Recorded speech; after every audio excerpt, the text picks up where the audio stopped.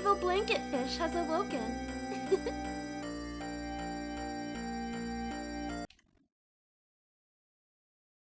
Alright. Looks like everything's coming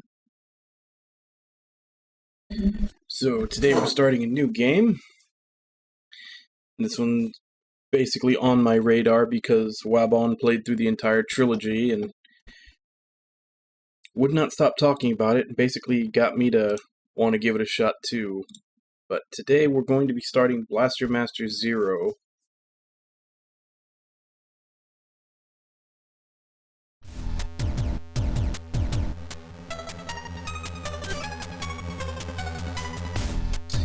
Near future on planet Earth, many kinds of creatures once coexisted on this verdant planet. After countless wars and untold environmental destruction, aka 2020, the planet plunged into an ice age. Humanity was left with no choice but to migrate en masse underground.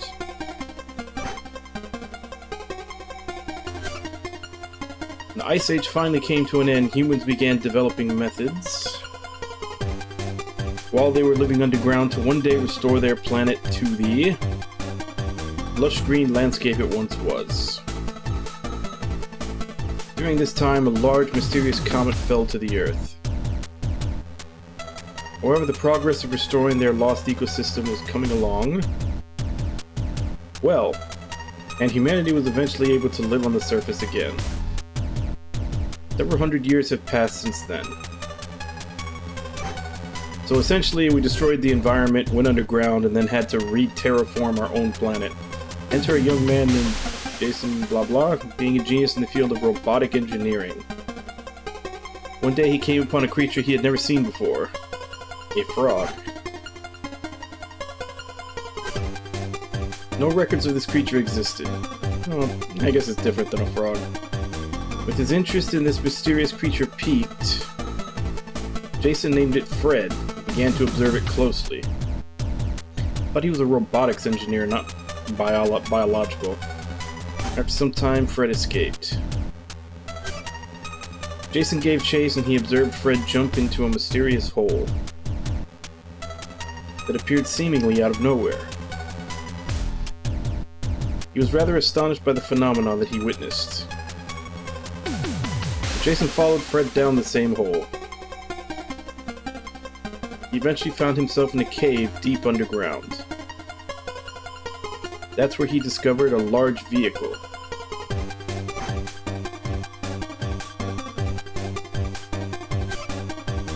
Almost as if this vehicle with the name Sophia 3 on the side was inviting him in, the door to the cockpit opened up. In order to bring Fred back, Jason hopped into Sophia 3 and set out on his adventure. Little did he know the strange phenomena were only just getting started.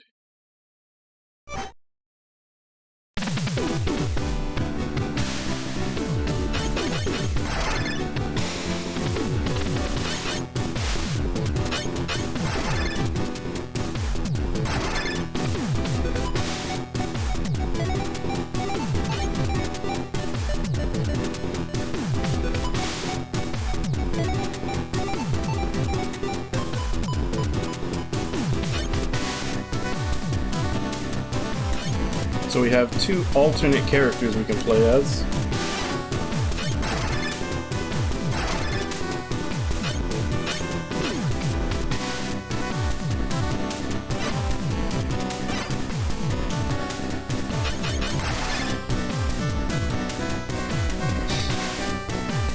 Then left trigger, right trigger, activate wall climb, weapon select on start, change angle of cannon, change weapon.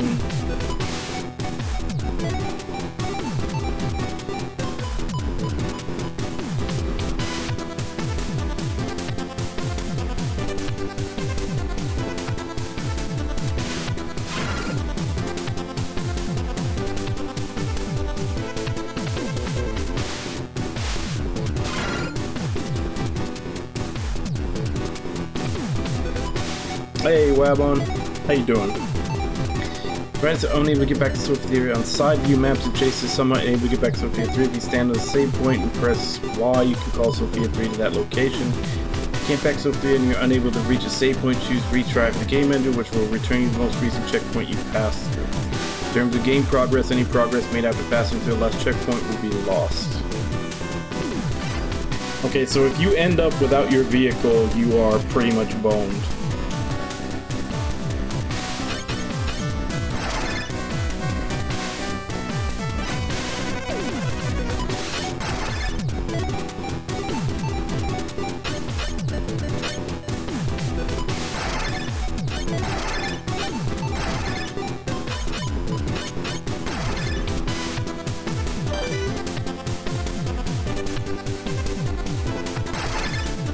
Alright, let's go.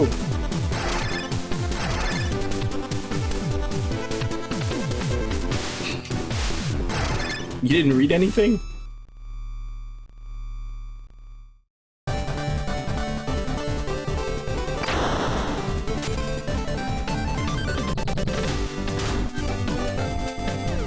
Is this one of those underground forest areas they made during the last ice age?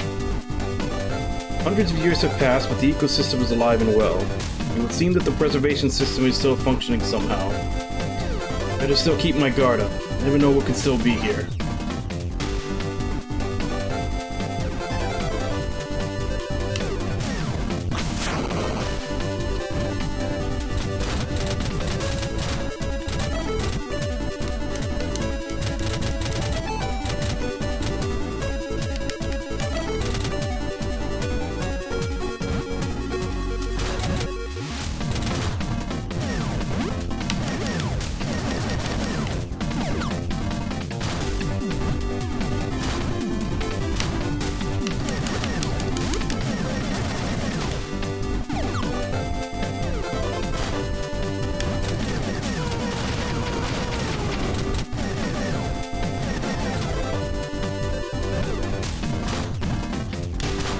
The jump on this thing is kind of floaty.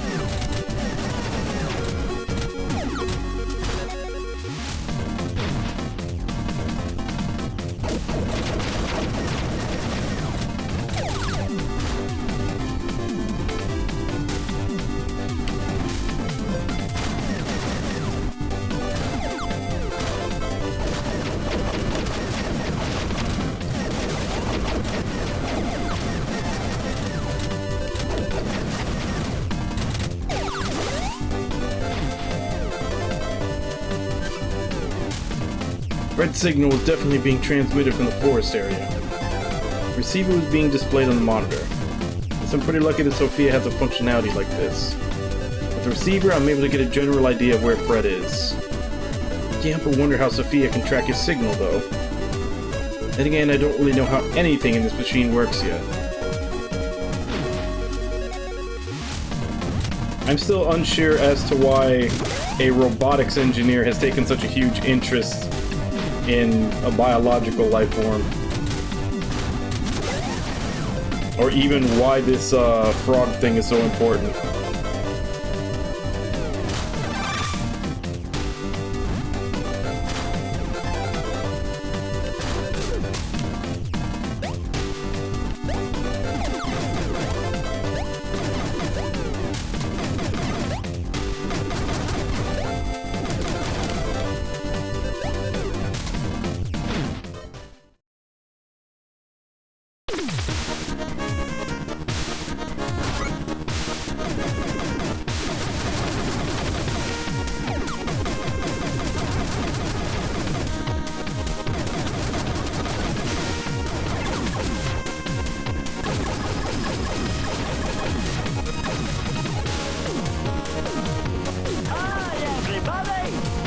Hey Ragnar, how you doing?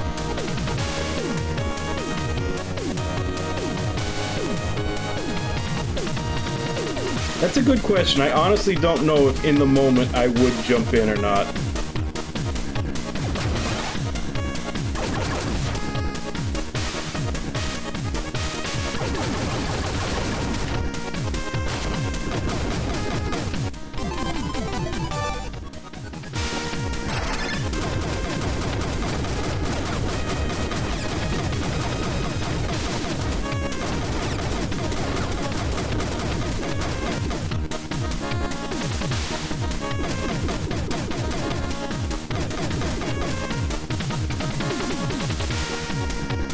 Yeah, pretty much.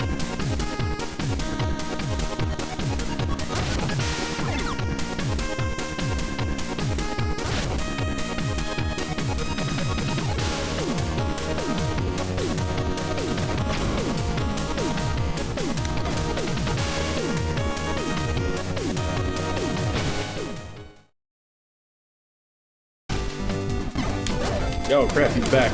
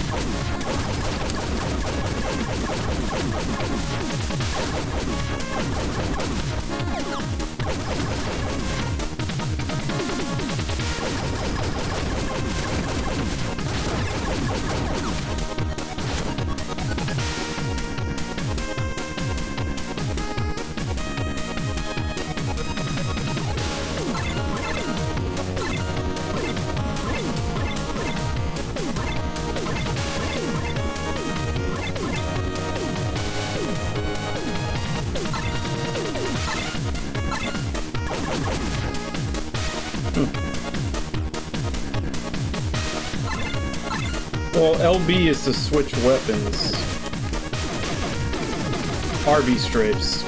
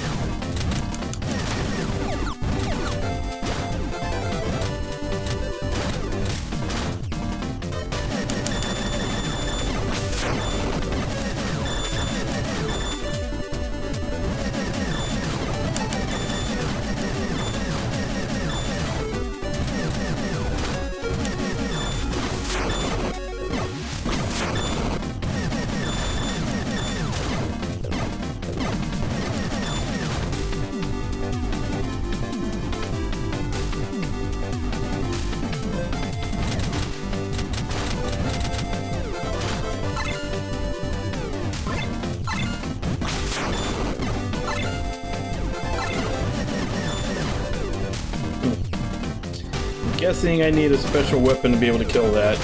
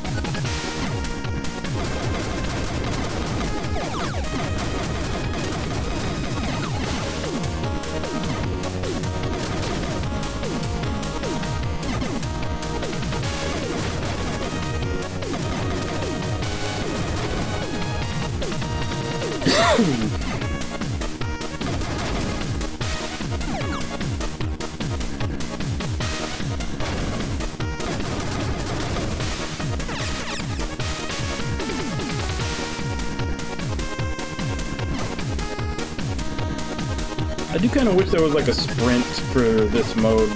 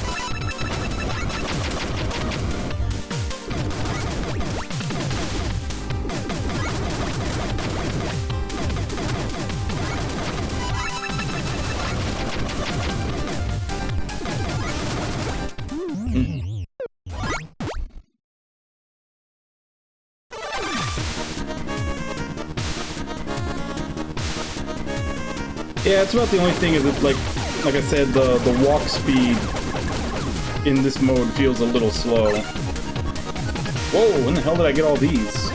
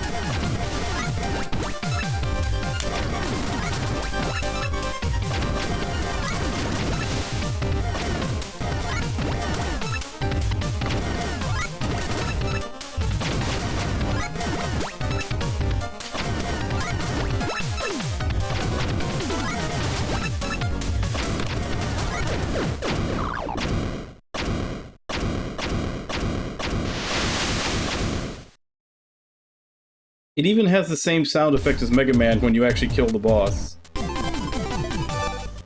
Sub-weapon that sets a bomb that can be triggered by pressing the sub-weapon button again. Looks like this chip lets me use a new sub-weapon.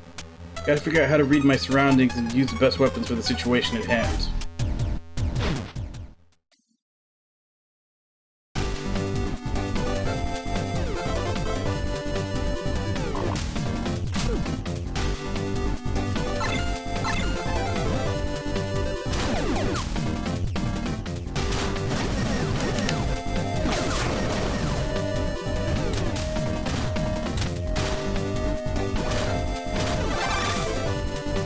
So can I go into the water?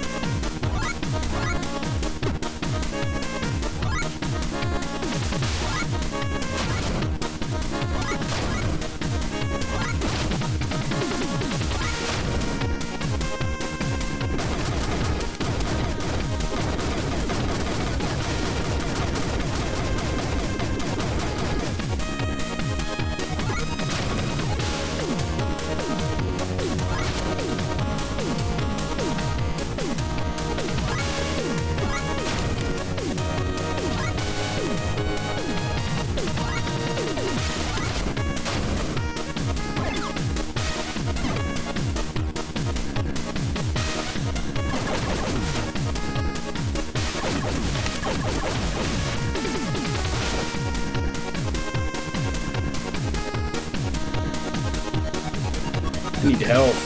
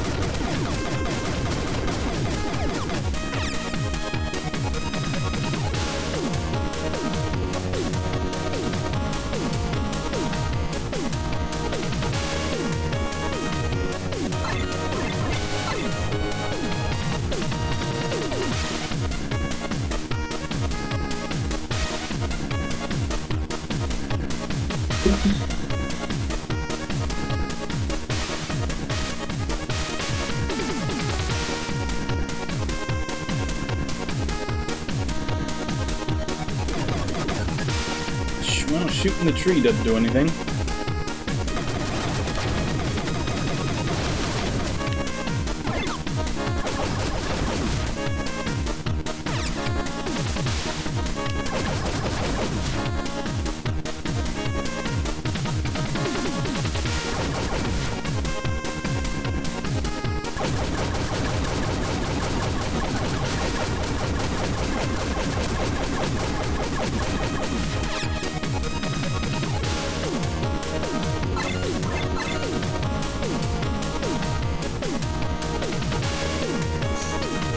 I got 3 bars of health now. I think I might be able to take the hit to grab this.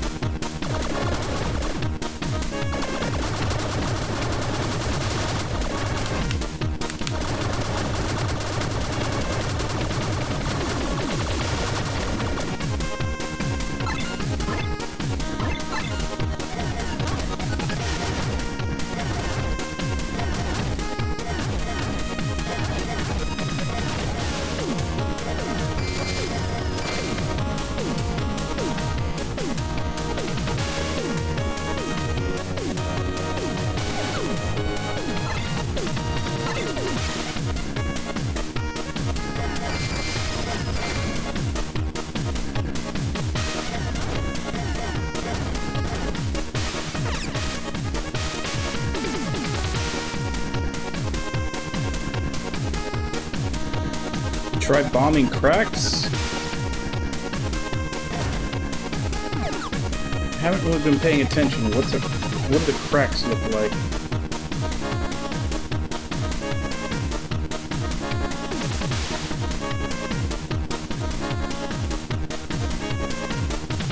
Unless you mean these.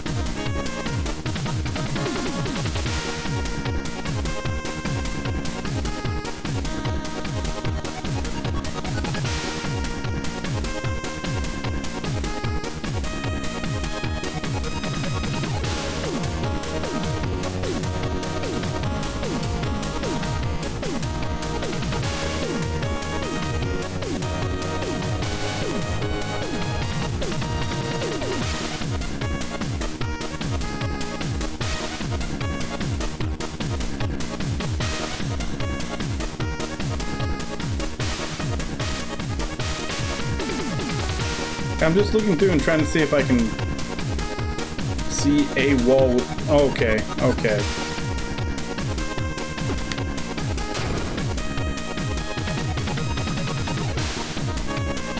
So I'm guessing that was a way to get that power up that was there without having to go through the spikes.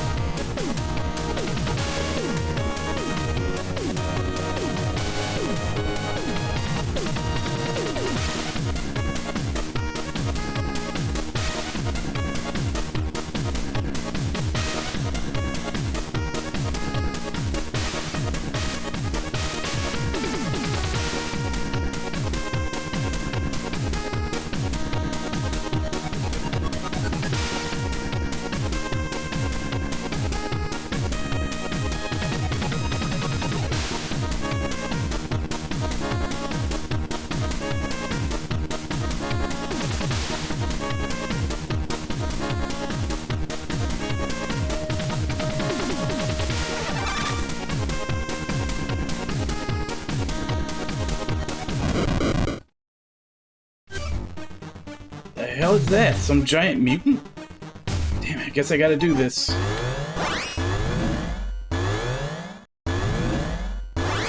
Mother brain already.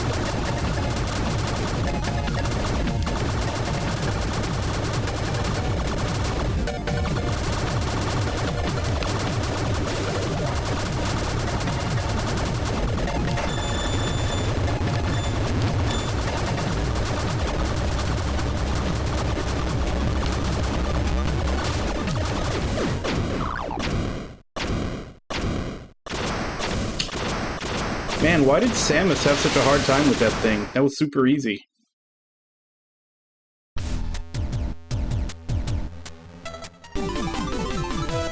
Powers up Sophia's main weapon. You can now defeat some enemies that you previously couldn't. Looks like this chip can restore one of Sophia's functions. Data analyzed by that chip is being displayed inside my helmet. I get the feeling that there are more chips like this out there. Makes me wonder just who in the world made all this tech.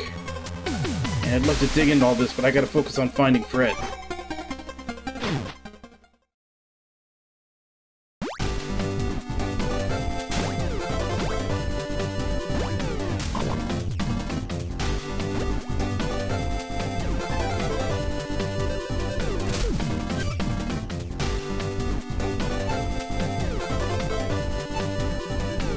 Actually pretty close by, let's get this show on the road.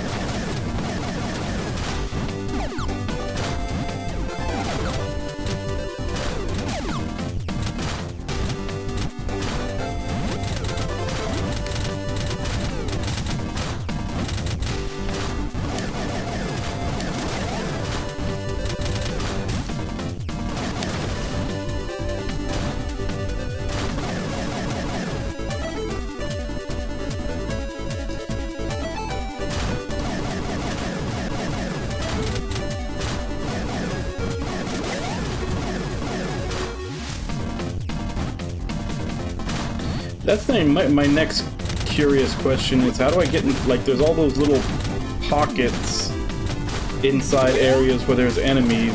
I don't know how to get to them.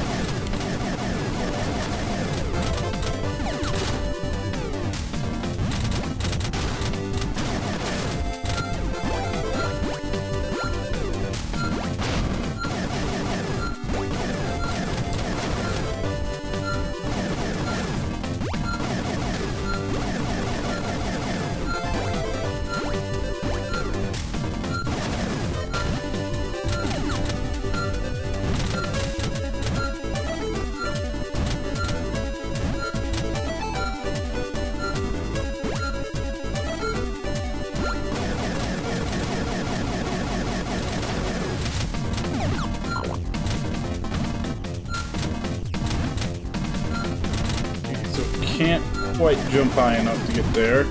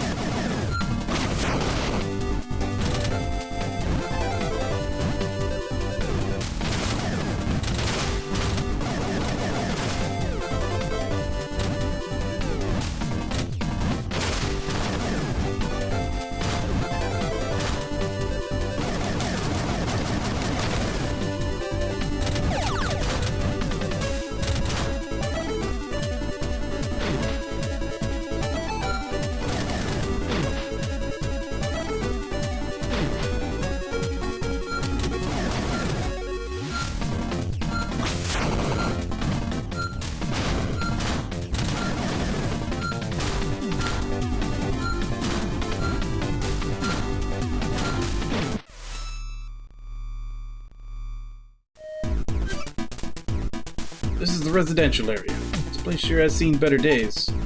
Looks like there's mutants here. Gotta make my way through carefully. Signal source is displayed on my monitor. Let's see where it leads.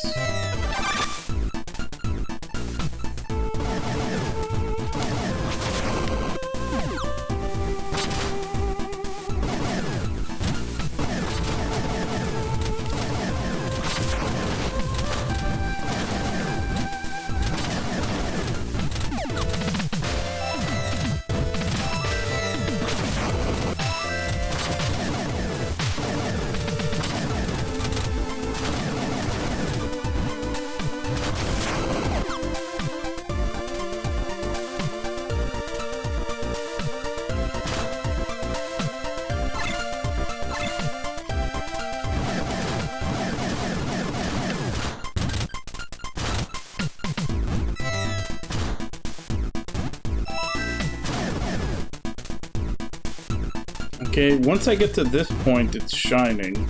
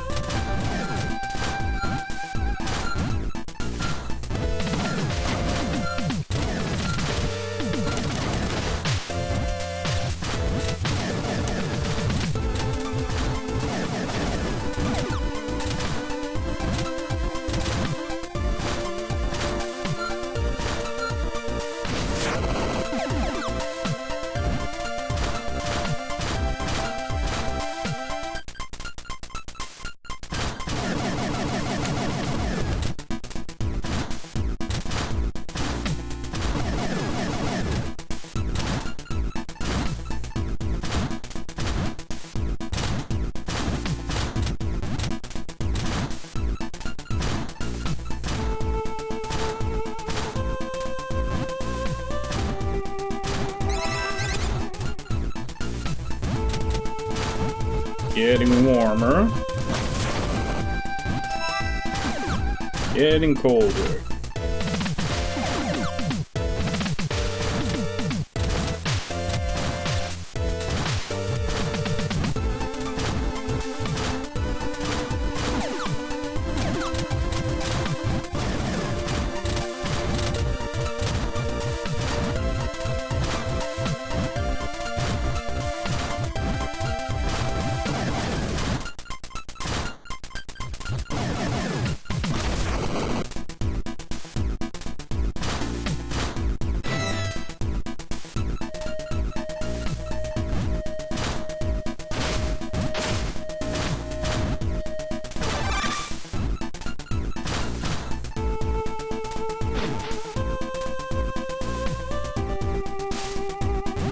I realize I'm going further away from where the game's telling me to go, but that usually means that this might be like secrets or something, or optional.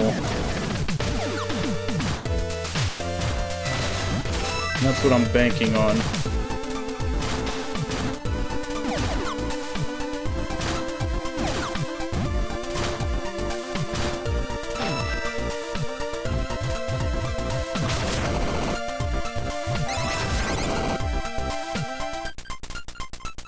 although this is... So this way is taking me where I'm supposed to go also.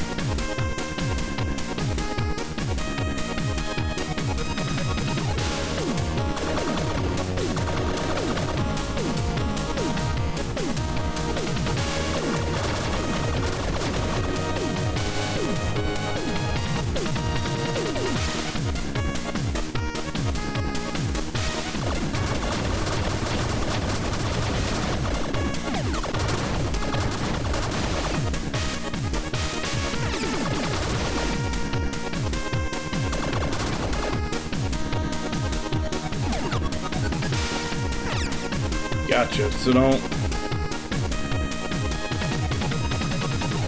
So explore, just not too much. And I may want to go back to where the initial turn-off was.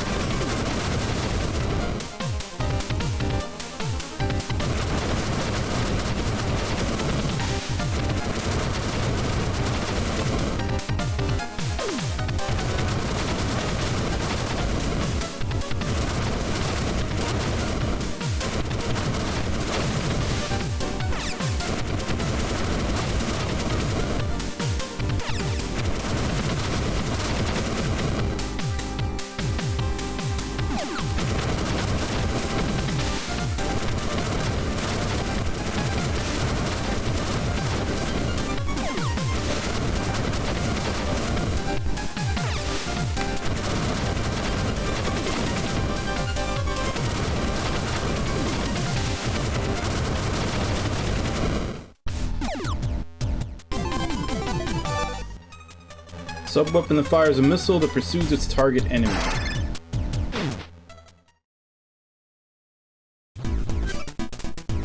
That's weird. The signal coming from here is gone. Nothing to do except head for where the other signal's coming from.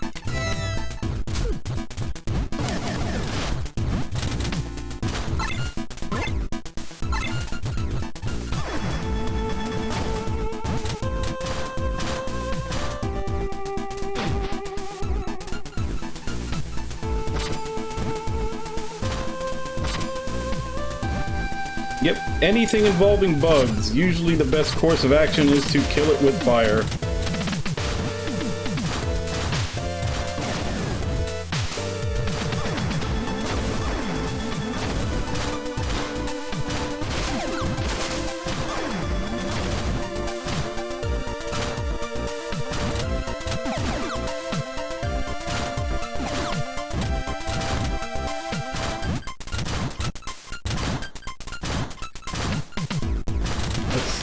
actually travel back to that initial... like the first place where the radar started going.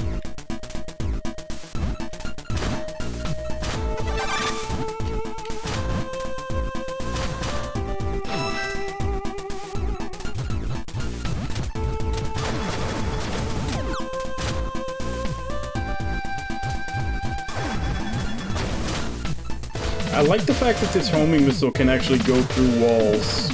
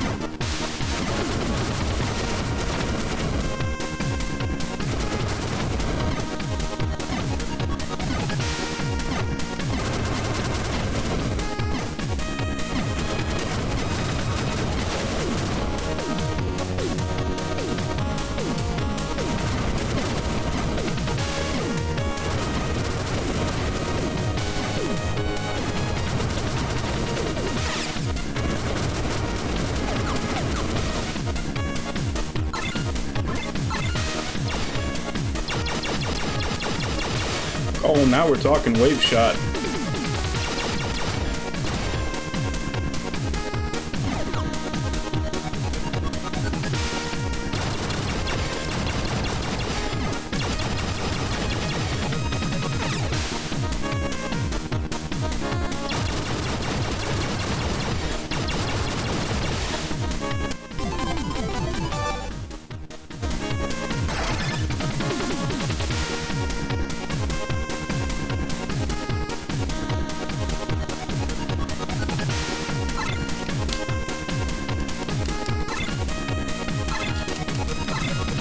I guess I can't check it in here.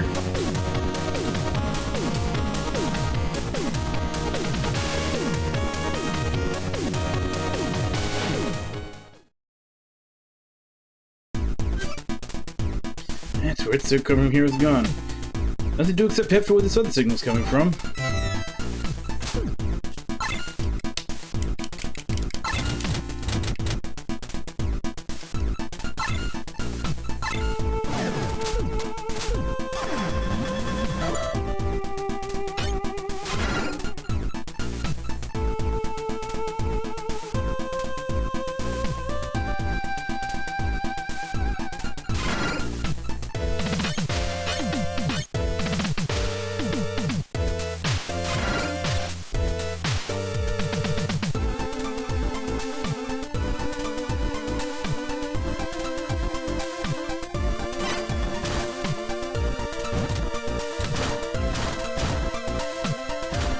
Yeah, it's just that it said right button from the weapon select menu, of which I figured this was the weapon select.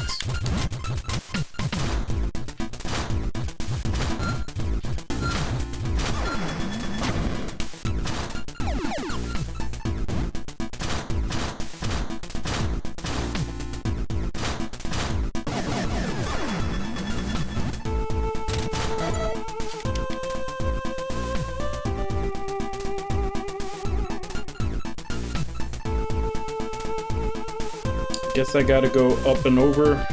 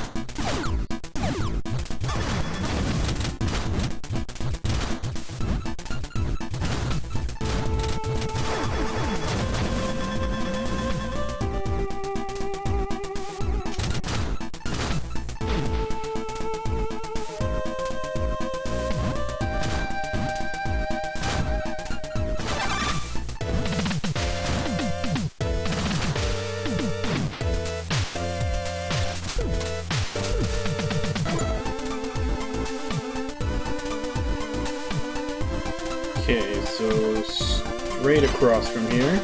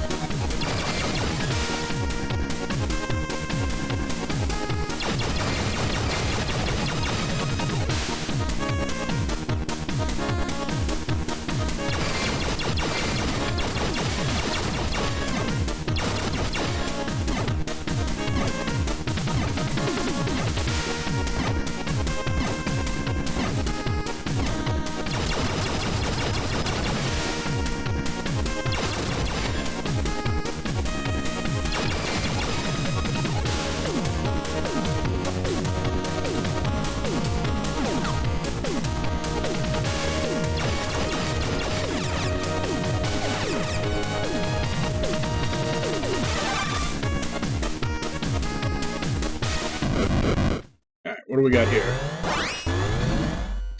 Crabu larva.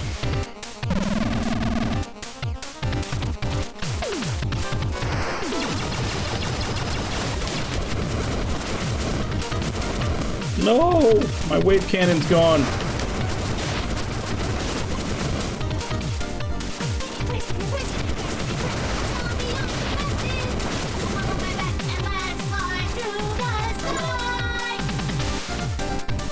Hey, Irby. Thank you very much for the resub. How you doing today?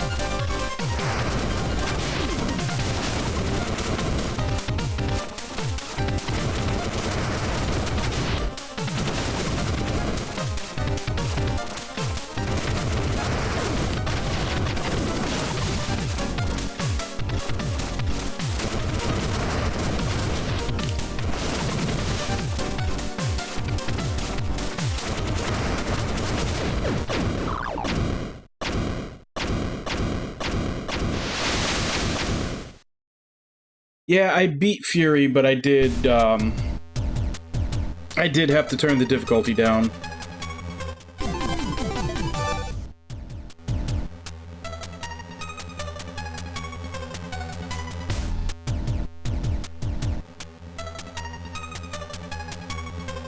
And turning the difficulty down was mostly for the seventh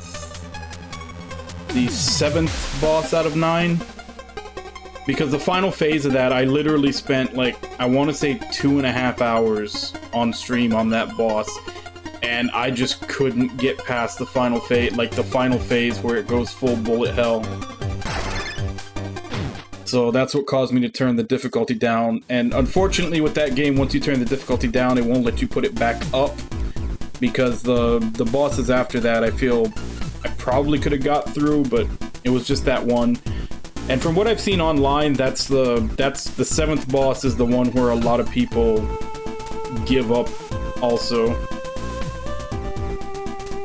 Yeah, so where the signal coming from here is gone. Nothing to except head for where this other signal is coming from.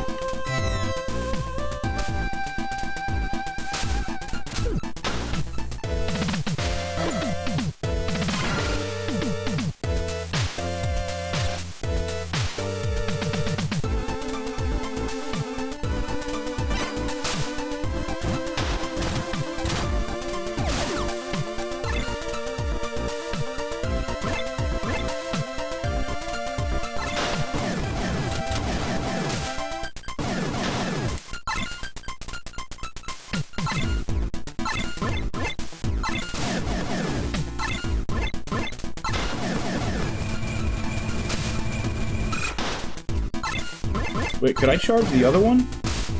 No, I couldn't.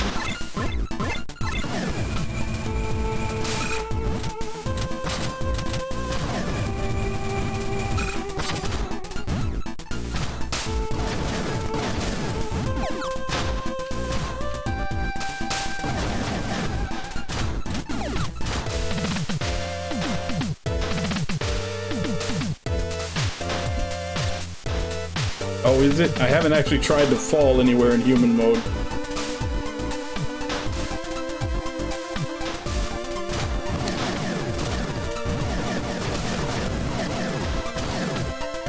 Well, I honestly never played them, so I don't know how close this is to them, but I think there was Blaster Master 1 and 2 on the NES. But like I said, I don't know how close these are to them because I never played them.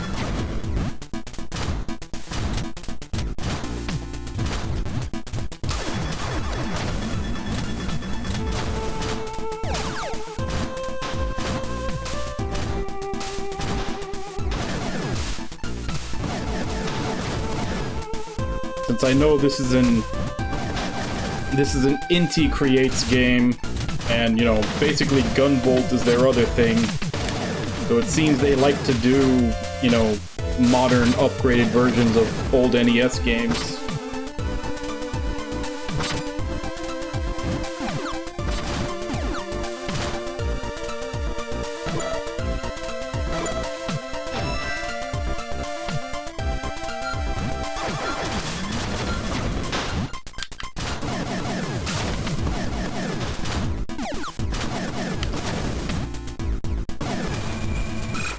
Yeah, but that, so far from what I've seen of Inti Creates, that seems to be their MO, is taking old, like, 8-bit series and kind of upgrading them.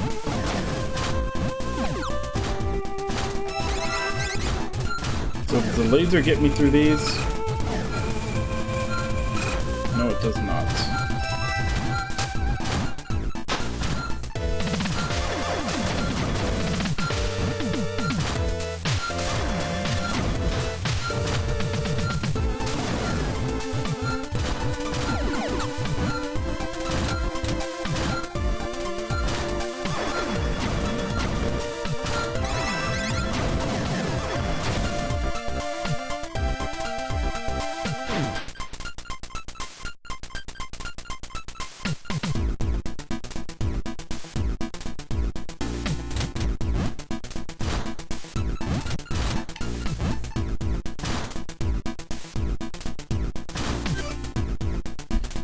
Well, I mean, unlike the Gunvolt games, at least for this one, it seems it's nice that they were actually able to get the permission to do the actual IP and not have to do, like, a spiritual successor like Gunvolt to Mega Man. I don't know why, Signal seems different from the one I've been following up until now.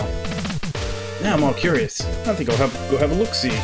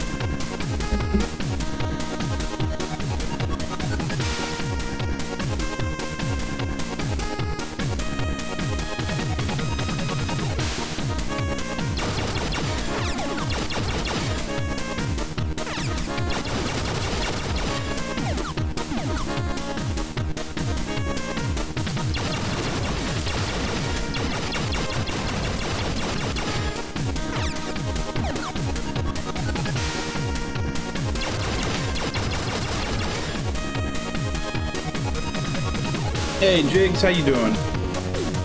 That looks like it might be the one that continues forward.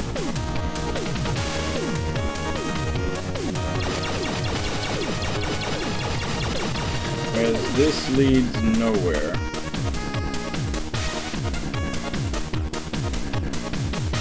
Unless...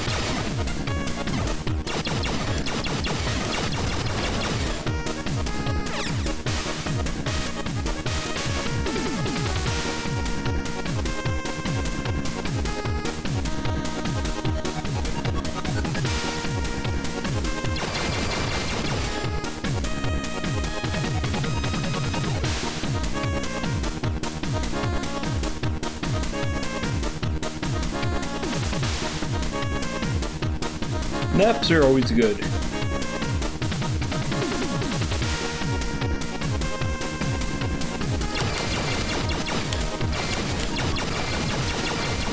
Never underestimate the refreshingness that you feel after a good nap.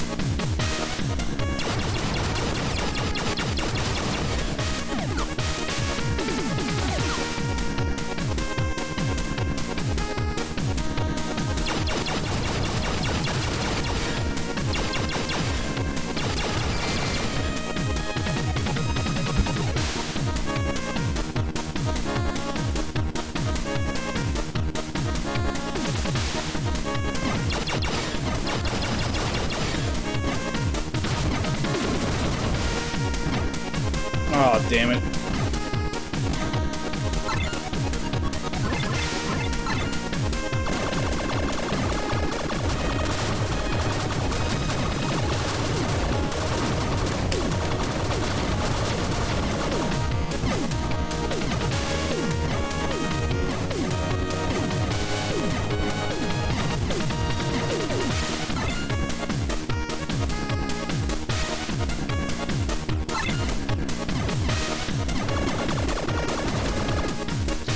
I hope it goes well for you.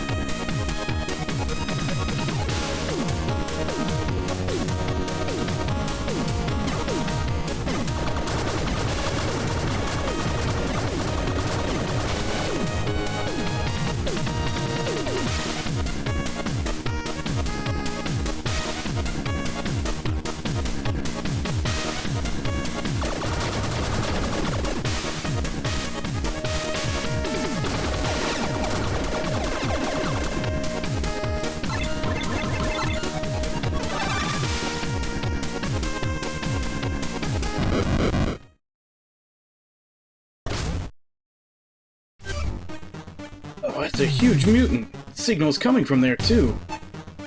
Guess I'm gonna have to fight. Toxic vermin.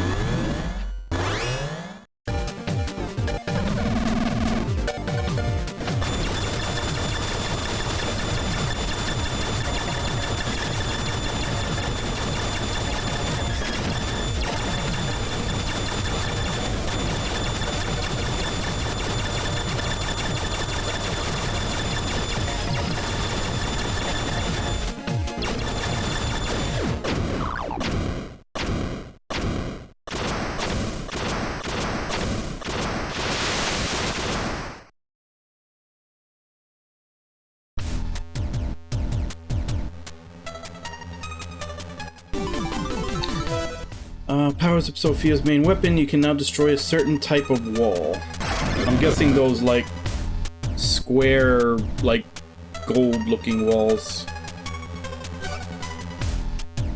What is a person doing here?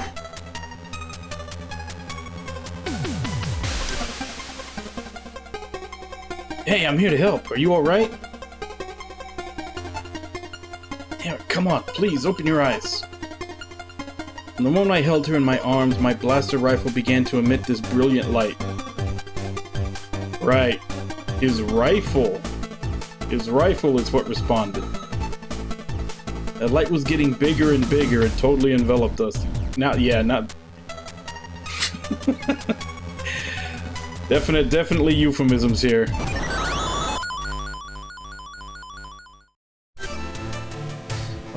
What's going on? Huh? Thank goodness you're awake. Hey, you can do it. Let's get you over to Sophia for now. Hang in there.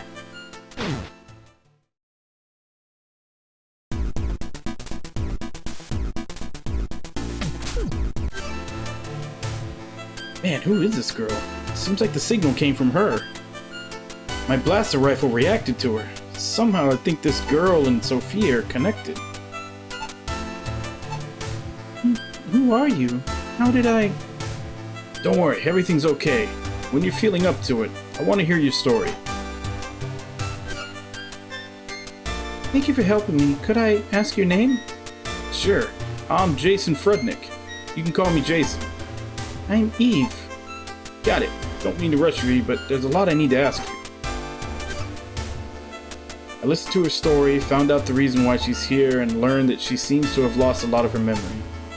On top of that, when it comes to tuning up and doing maintenance on Sophia, her skills blow mine out of the water. It's so strange, though. I feel like I remember this sensation. And that's her story. Still feel like I have a lot more to learn about her, though. Hey Jason, I'm finished tuning up Sophia. Thanks, Eve. By the way, now that you're back on your feet, what are you going to do now? Well, if it's okay with you, do you think I'd be able to join you? You helped me so much back there, I want to return the favor. If you're using Sophia to find Fred, I think I could really help you out. Happy to hear that, but there's a good chance we're going to have to fight some mutants. It'll be just as dangerous, no, probably even more dangerous than what happened here. I know, but if you're in danger, I might be able to save you too. She's absolutely right. I'm bound to run into things that I won't be able to do on my own going forward. It was dangerous for her on her own, but I'm sure it'll be just as dangerous for me too. Going together is the way to do it. But I wonder why she's so eager to lend me a hand. I guess that's a no then. In that case, if you leave me... Come on, don't say stuff like that. I want you to help me out. Okay, you got it. Leave it to me.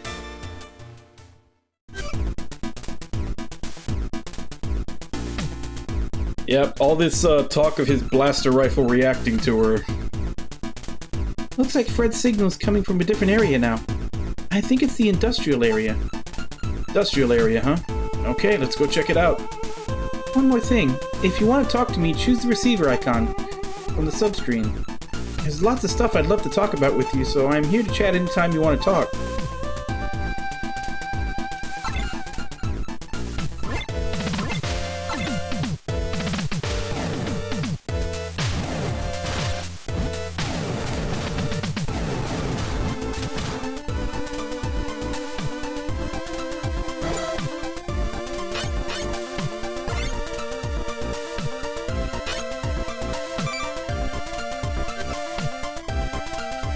With this sub-weapon, you can fire a missile or pursue its target until it makes contact.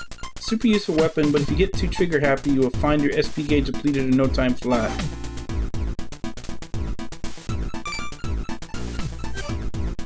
Guess Fred's not in this area.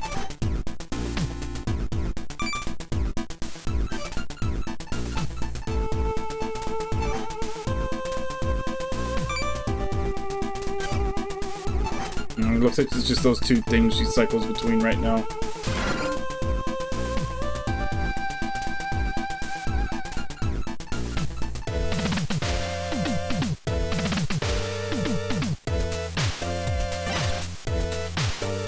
Still got quite a bit more to do in this area, though.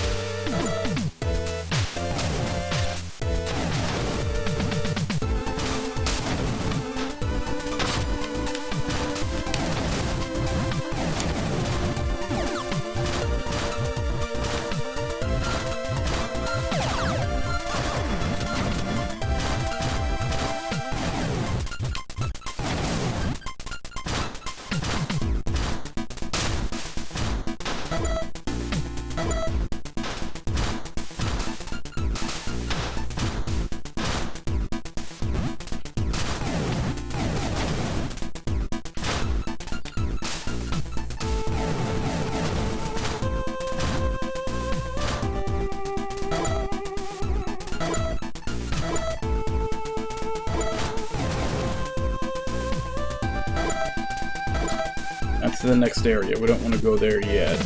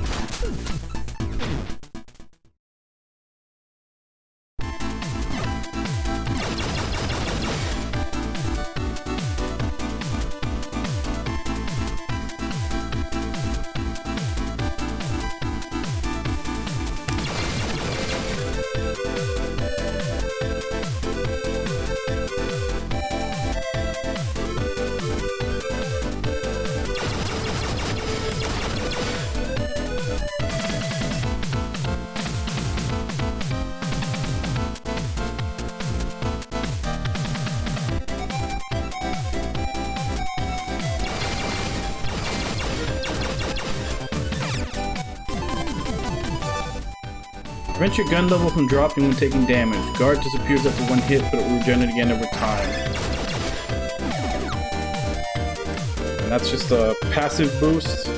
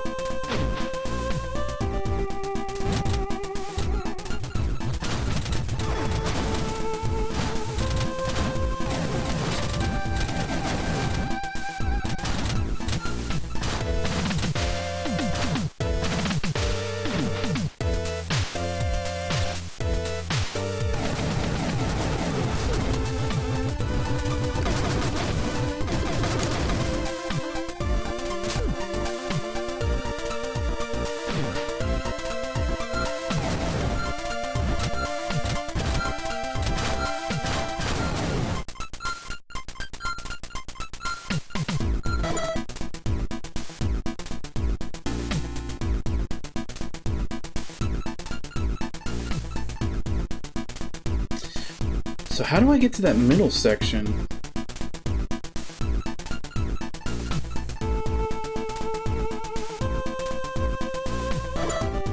Because it does from the only area that wasn't blocked off, I couldn't climb any higher.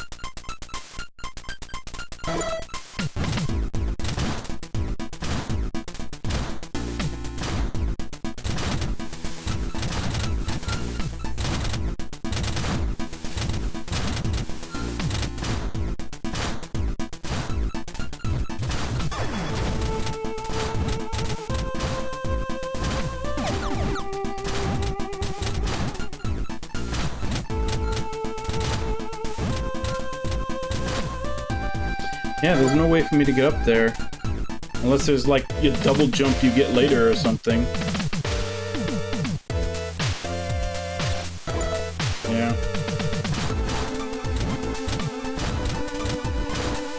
I should actually probably go back to the first area and see if there's anything there that I missed before I continue on. Especially since, you know, being able to shoot through these little walls has opened up this nice, quick shortcut.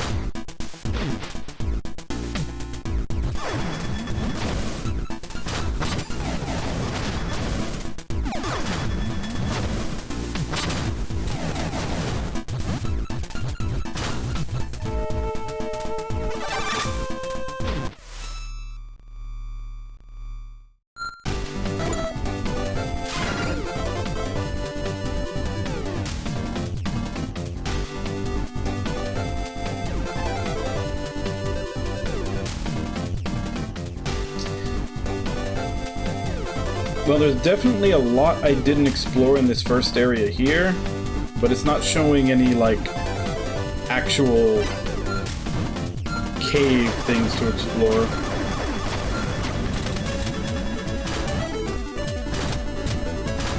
But there is one over here.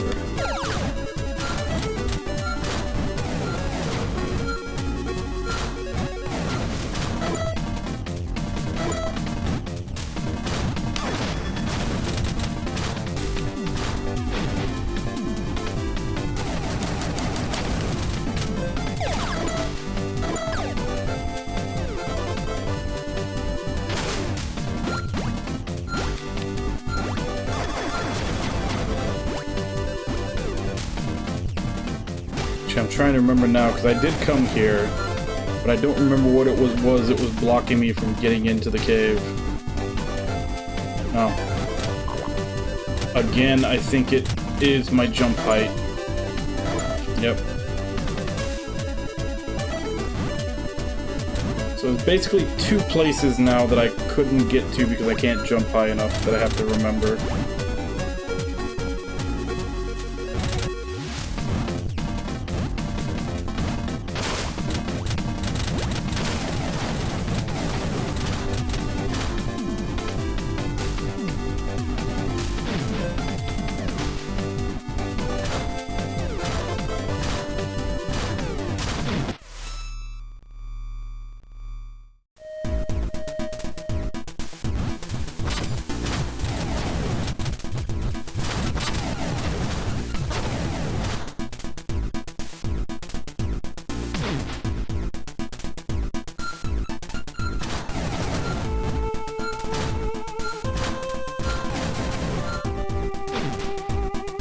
Yeah, and that's what I was saying, like, it shows a bunch of space that I haven't explored, but it doesn't look like there's anything in there, because so far that I've noticed, all the upgrades come from, like, the little caves that you explore on foot.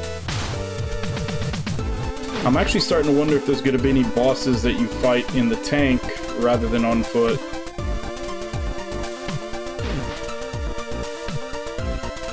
Alright, see you later, Webon.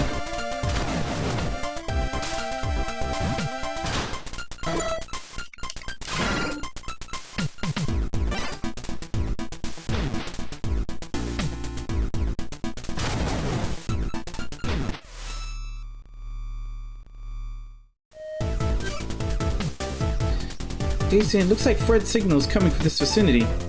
Is there any way we can get a more specific location? It looks like I can only receive the signal, not trace it. Sorry, this is the best I can do.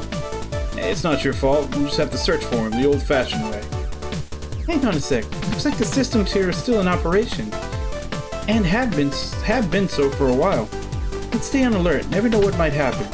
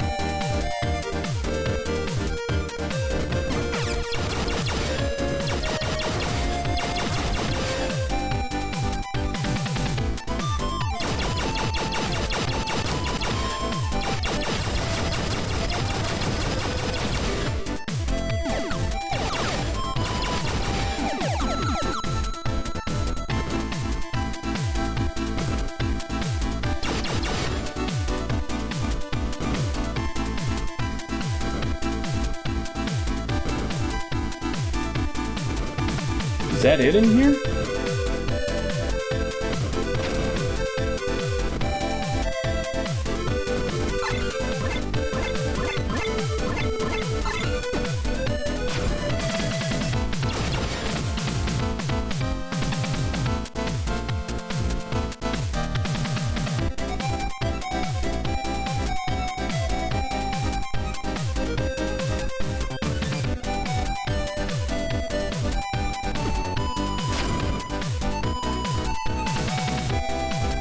Yeah, I guess that's all there was in here.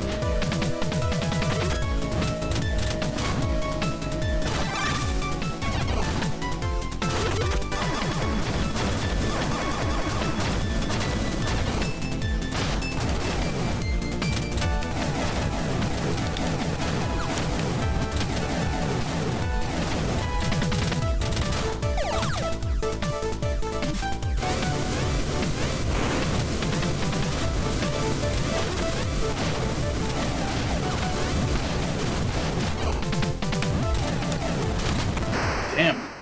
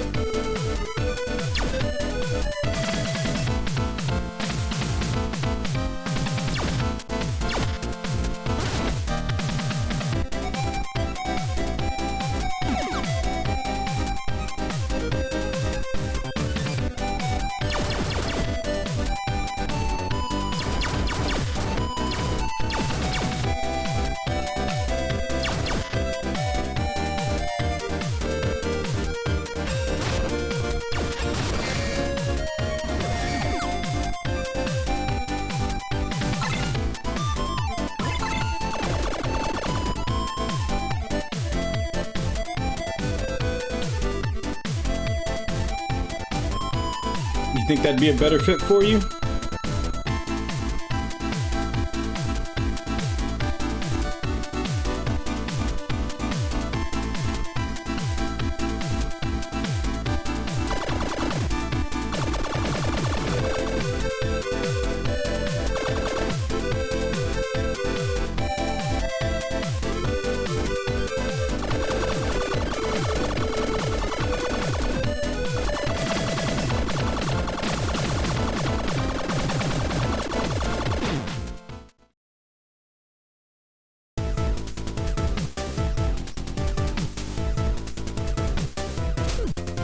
Was that really everything in there?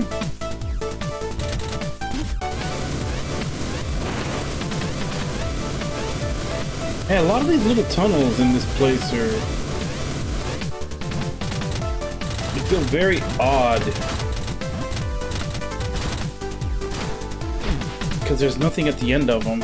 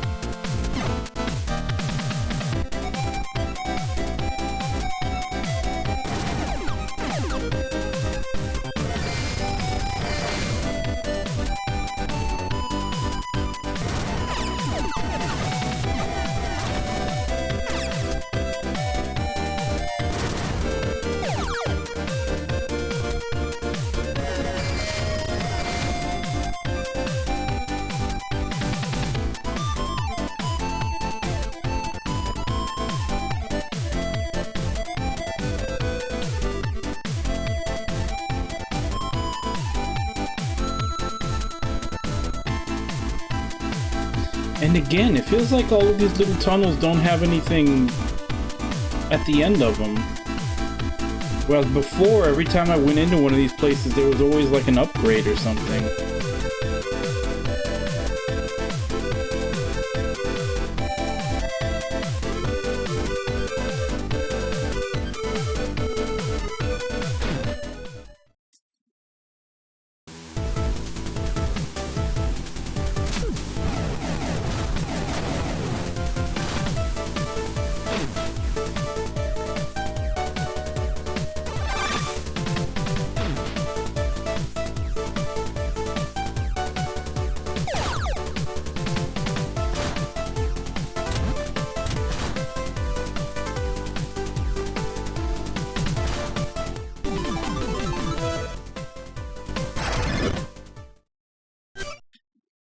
Looks like Sophia will be able to hover now thanks to this chip.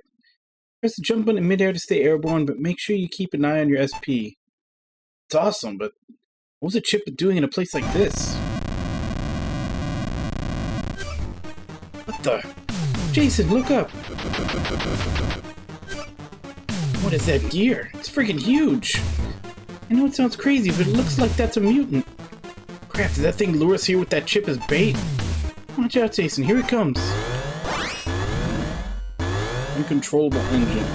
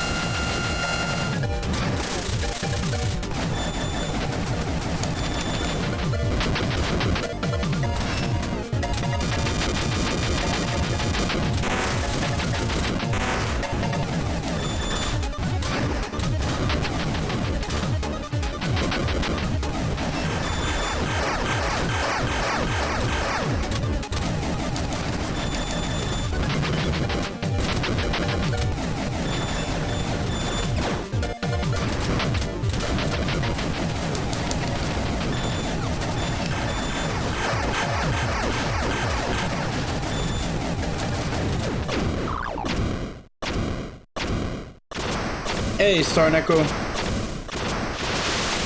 Sleep tight. Thanks for stopping by. Phew, made it out alive. Can't believe that thing was a mutant.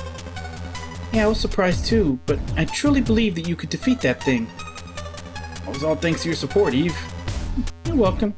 Hey, Fred's signal is disappearing. What's going on? Can't get a read on his signal? Yeah, I got nothing now. Sorry, if I would have kept an eye. Don't sweat it. If you find it again, let me know.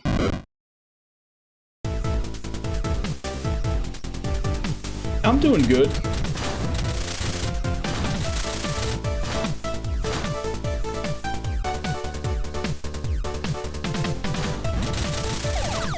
That explains why there's so many SP refills here. So you can float your way back to the top.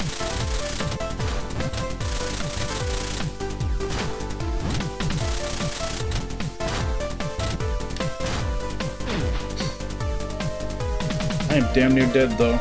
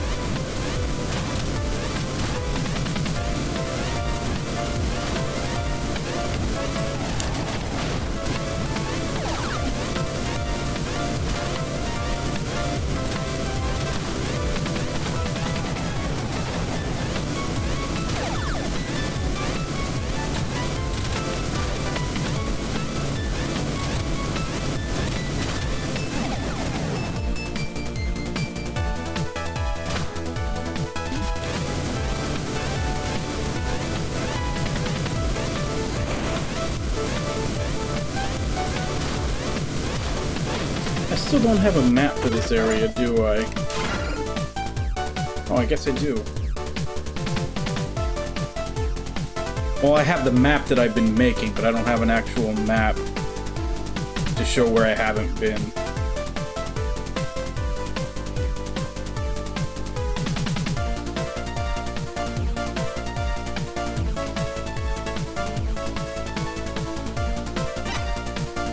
It's showing as if there's more in the top right.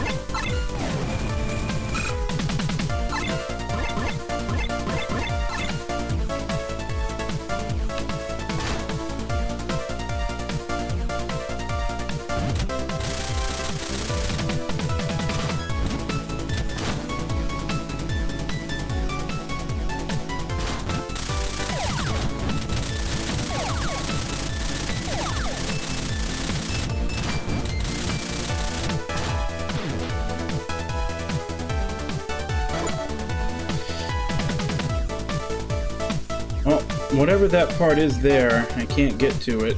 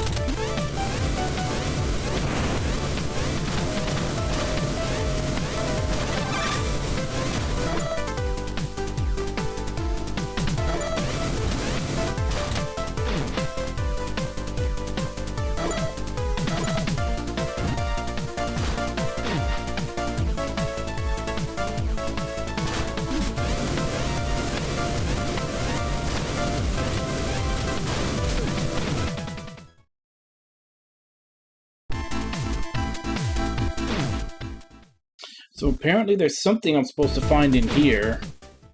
I think I already went through all of this.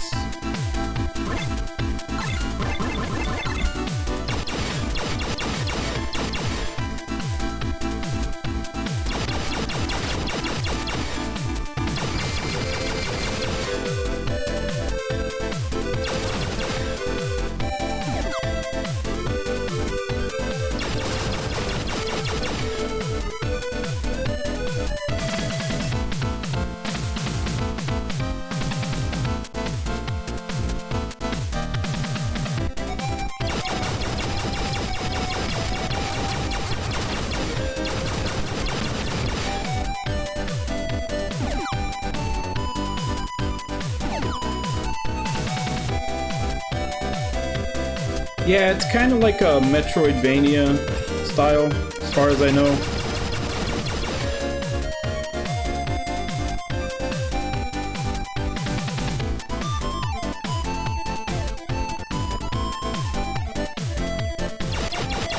Okay, that explains it. I never found this room.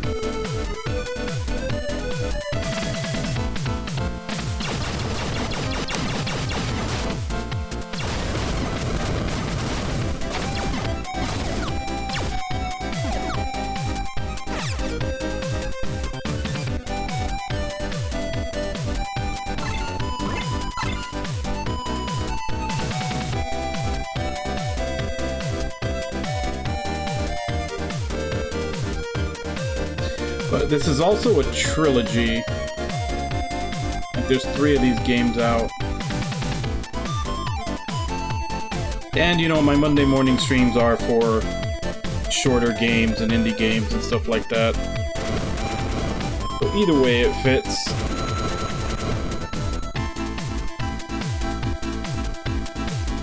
Where the hell am I supposed to go from here? Because the map is showing that there's some kind of upgrade in this place that I need to get. I haven't stumbled across it yet.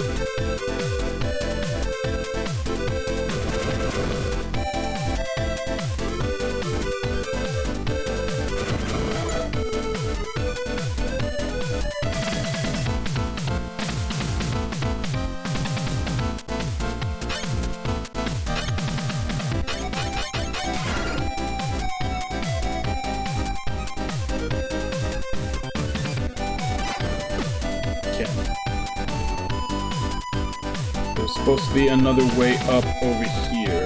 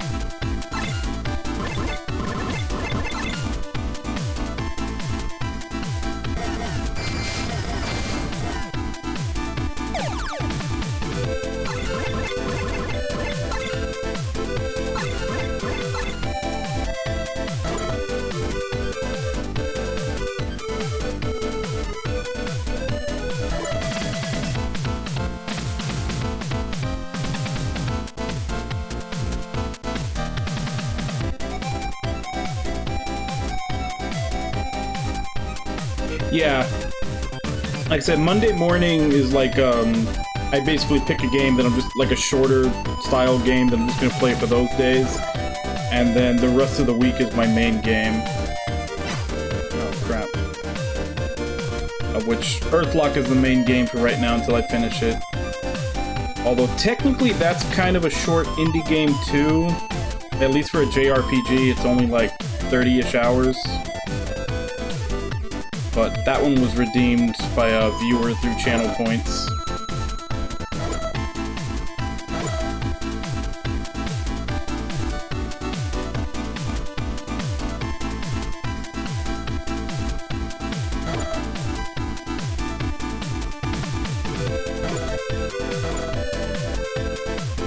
So it says that there should be an opening on the far right now.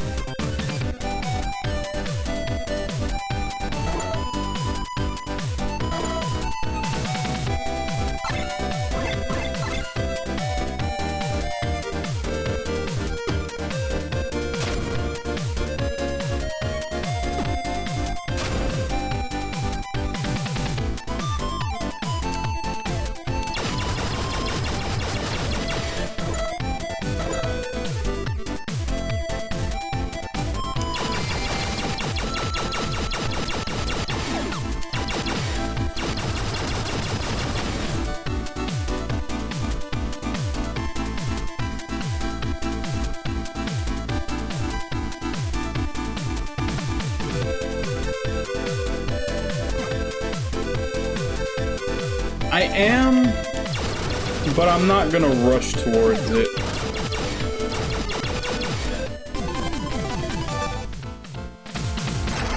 Okay, so this one had the map. That's good, because now I can see where I haven't been.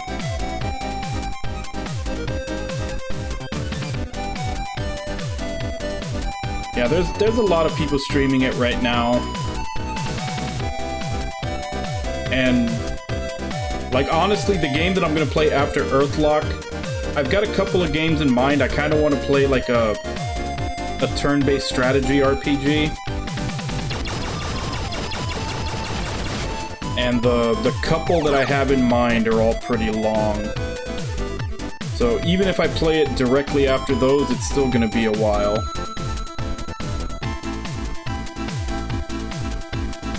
And even then, it wouldn't be directly after that, because I always go by the, like, I pick one, viewers pick one, back and forth. So it'd be finishing that game, and then whatever viewers pick for me.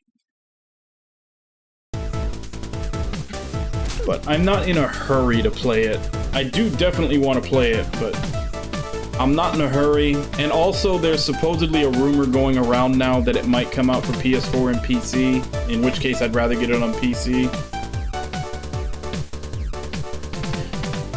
The ones I have in mind are... The one that's in the top running right now is Eternal Poison. It was a PS2 game. And that one I've been wanting to play for a while, and it just keeps getting pushed back. That's the one that's like tops in the running right now that I think I'm gonna do. There's also Tears to Tiara 2, which that one is kind of more of like a visual novel. Kind of the same as Utuare Ramono in that sense. Let's see, what were the other ones? God Wars was another one, because I'm kind of looking forward to the next game that company puts out, which is Relayer, which is also a turn-based strategy game, except it's with robots. So I kind of wanted to play God Wars to see how their style is before that one comes out. And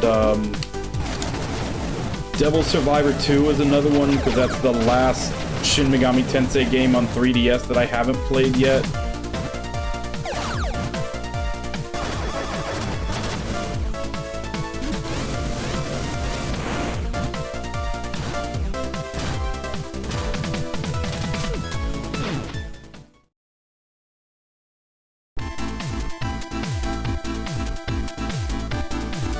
I mean, if it does, it does, but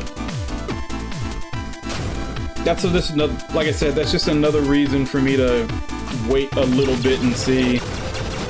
Because there are rumors going around, like when it came out, when it released, people went into the source code and they said that in the source code there's already like mention of PS4 and PC port. Like I know waiting helped me out with Bravely Default 2. Because there were several times that I was gonna pick up Bravely Default 2 on Switch, and then I never got around to it. For some reason, I just never did. I kept telling myself, let me play, you know, Bravely Default and Bravely Second first before I pick it up. And then, sure enough, that one ended up coming out on PC. Same with Octopath Traveler. And granted, those are Square Enix. Square Enix seems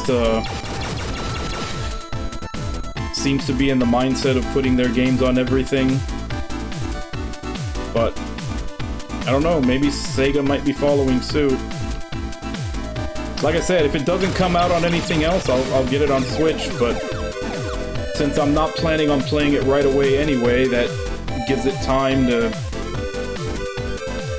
see if I can get it for something else. Which will be kind of funny, because the only reason I even bought a Switch in the first place was for Shin Megami Tensei 5. So if I end up getting it for something else, that'll actually be a little funny.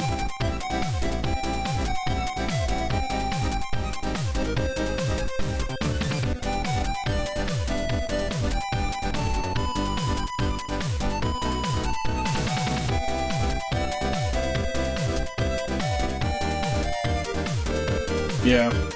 And PC is my preferred right now, simply for the fact that I have a pretty good PC. Like, my PC is...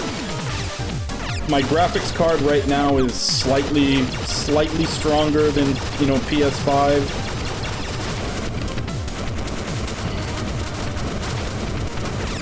And I can't actually get a PS5 because, you know, bots always get to them before I can.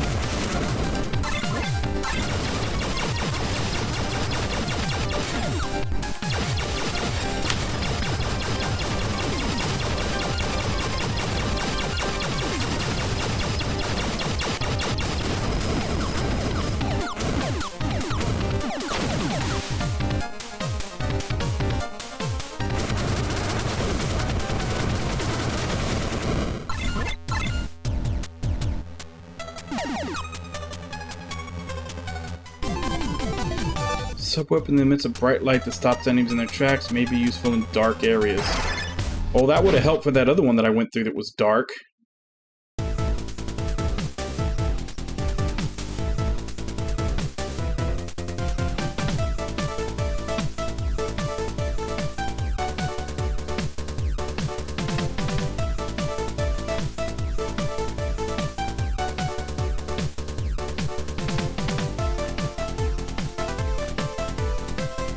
Yeah. And that's the main reason why I say right now, like right now, PC is my preferred platform. If I had a PS5, it would probably be a toss-up between PS5 and PC. Just because on PS5, I wouldn't really have to worry so much about crashes or, you know, basically problems happening between OBS and my PS5 and my games at the same time. But I can't get a PS5. Like they're just even when I have the money, there's just no way to pick them up. And Switch, I know Switch is a lot of people's preferred platform because they love the portability, but honestly, portability doesn't do anything for me. If I'm ever not at my, you know, computer / game station, I'm not playing games. Like, if I'm leaving the house, I'm the one driving, so I can't play. If I'm out to do something, you know, I have to focus on that, so I can't really play.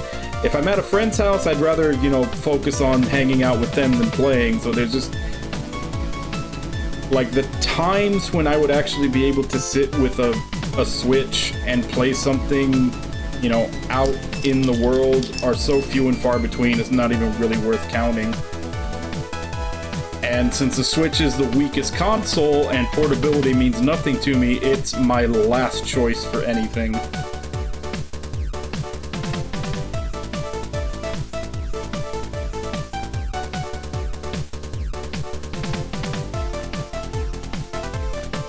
Yeah. But most of the time they get fixed. Like, ported games only really suck if they never fix them.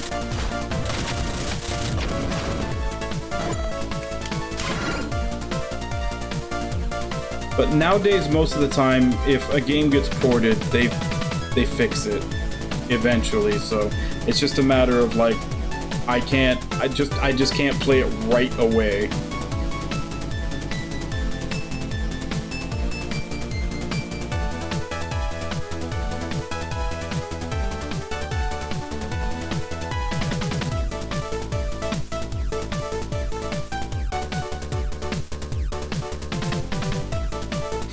Yeah, that's right.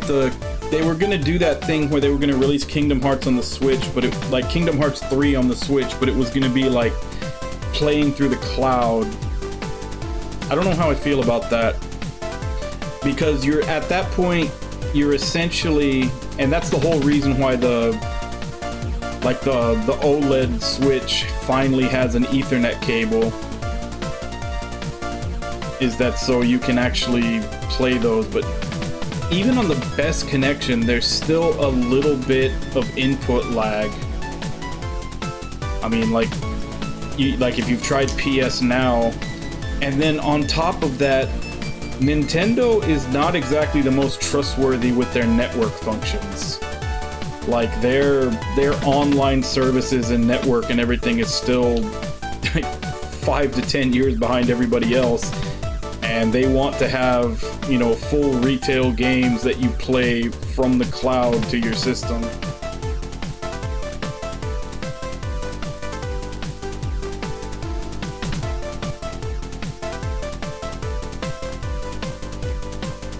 Yeah, but that's the thing though, is that the port beggars for Switch have gotten so loud that I think some of the bigger companies are looking for ways to answer them. Because unfortunately, because I remember when Scarlet Nexus came out, there were so many Switch users saying they want it ported to Switch, and there is absolutely zero chance that game could play on a Switch. Like PS4s and even the PS5, when it first came out, there were certain parts where it struggled to keep frame rate. Like the Switch would not be able to run that game at all. But that's the thing though, it doesn't matter. Like a lot of the Switch users, they don't have it in their head that the Switch is a very weak console. Like you can ask for ports of like PS2 and PS3, get 3 games like left and right, that's fine. But when you start getting to games that fully require, you know, PS4 Pro or PS5 hardware, there's no way in hell the Switch can handle them, but they still want to play them. And I imagine that's the whole reason they're doing this with Kingdom Hearts 3. Kingdom Hearts 3 is one of those games that requires the PS4's power, but Switch players want it, and Square Enix wants to take their money, but there's no way in hell they could actually make it for the Switch and not have it play at like 5 frames per second.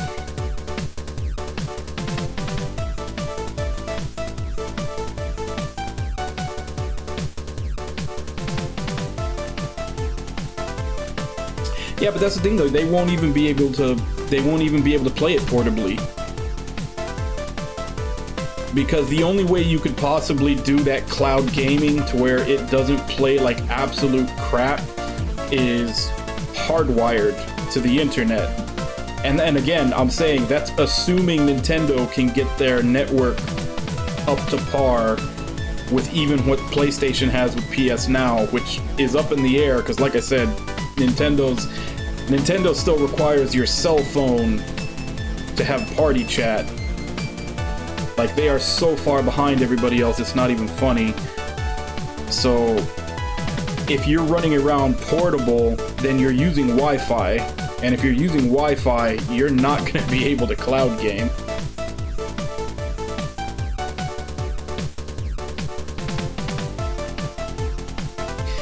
It's in between PS3 and PS4. But that's what I'm saying. Like, when you start getting to games that 100% require PS4 or higher, it can't run them.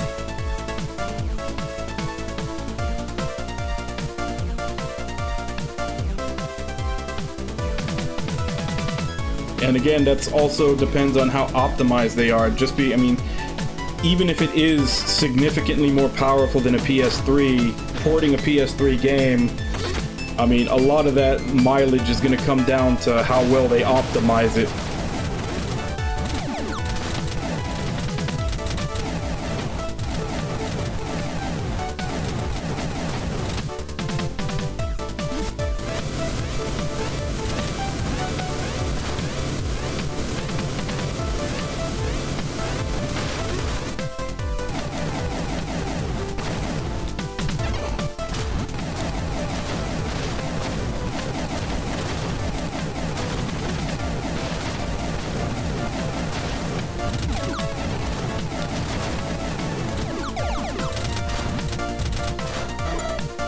I know there's still a lot of people that are trying to get Bandai to remake the Xenosaga games, and they keep saying that their research shows that it wouldn't be profitable. But considering how popular Xenoblade is on Switch, at the very least, they might want to consider doing a re-release for Switch.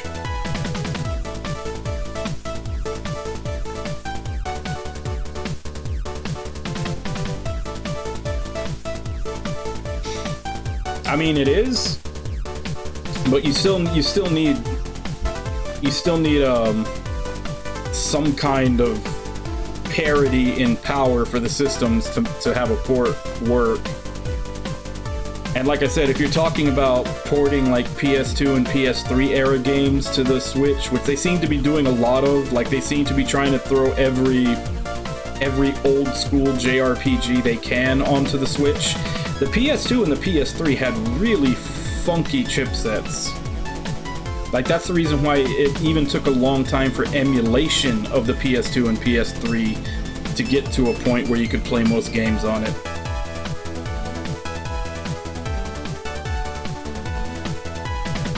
Oh crap, I haven't paid attention to the time. Should have taken my break 20 minutes ago. Alright, so I'm gonna go ahead and take my break. I'll be back in 5, and then we will continue with the exploration.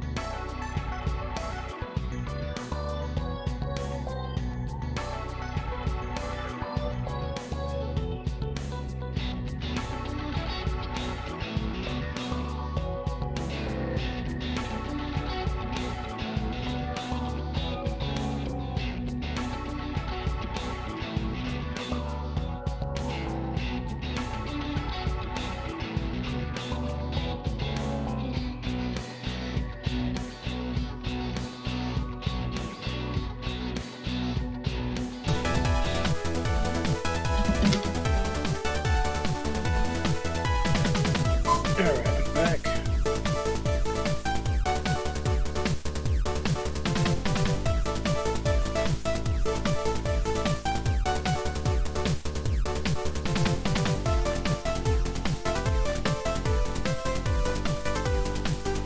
So this one we can't get to. There's still some, like, going from here to here, there's like a wall that we can't take down for some reason.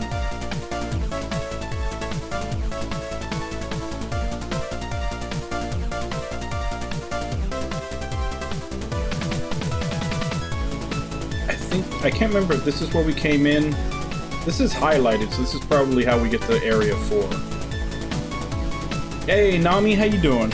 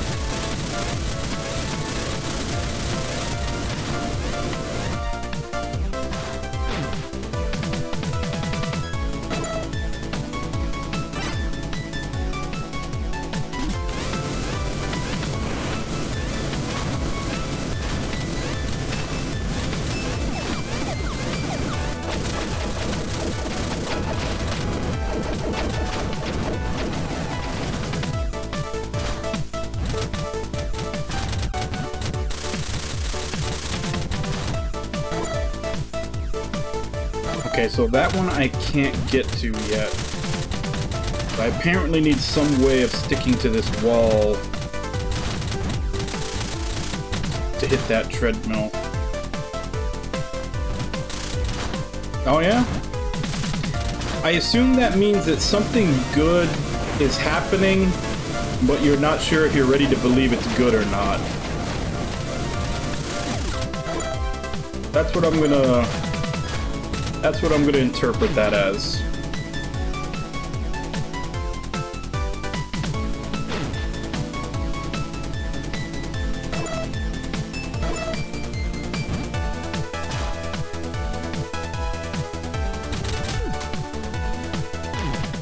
Oh, that's good.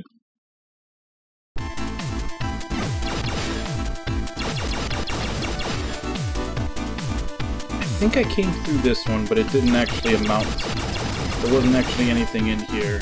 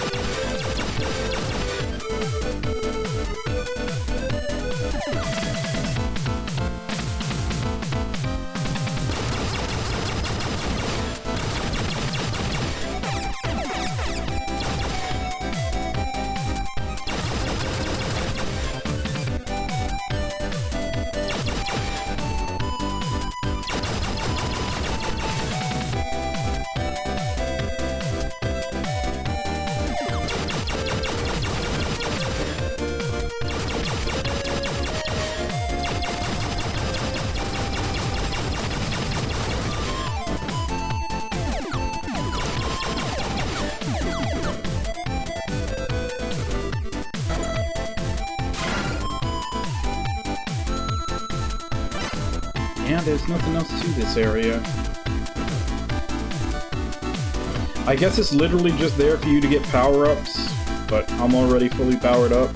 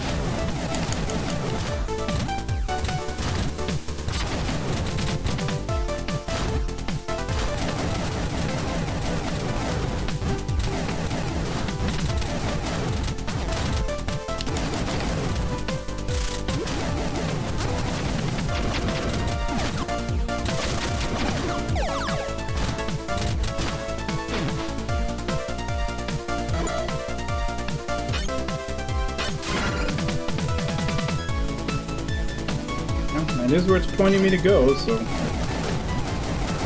I'm guessing Area 4 is connected to one of the previous areas. Because there was an area... There was a spot in both Area 1 and Area 2 where I couldn't jump high enough to get to them. Now I have hover. It looks like they want me to go back to Area 1. But while we're here, let's try to get that, whatever that green thing is that I haven't explored yet.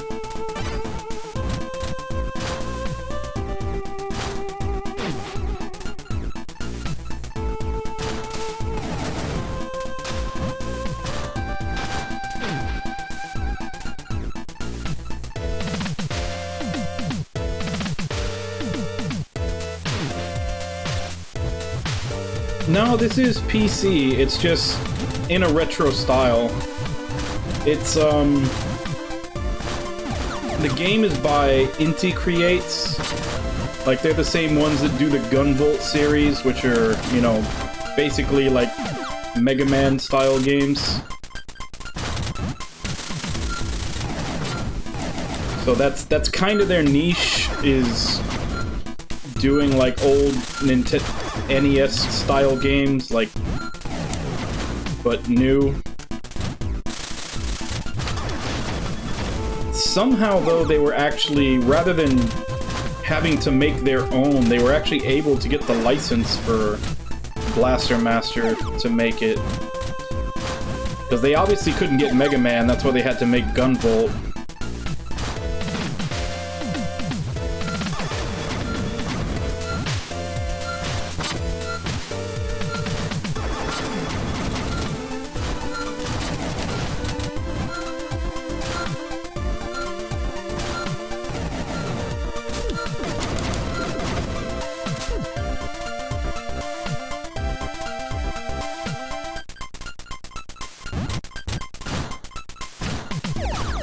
Yeah, there's a whole trilogy. I don't know what else they're on. I'm pretty sure they're probably on everything. But I got them on PC. But it's the Blaster Master 0, Blaster Master 02, and Blaster Master 03.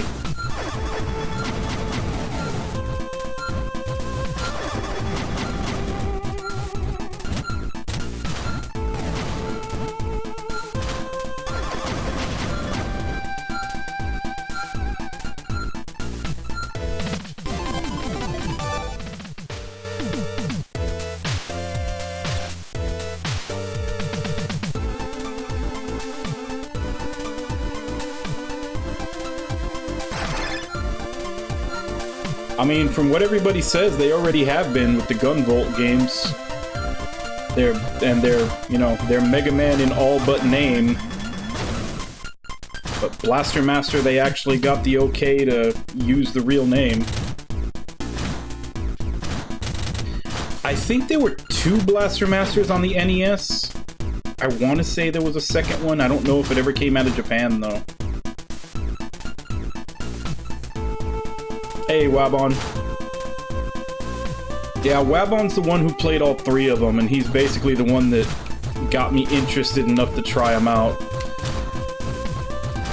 I also got the Gunvolt games, but seeing as how there's like another one coming out soon, I basically wanted to wait for the third Gunvolt game to come out before I tried giving them a playthrough, so I can do them all.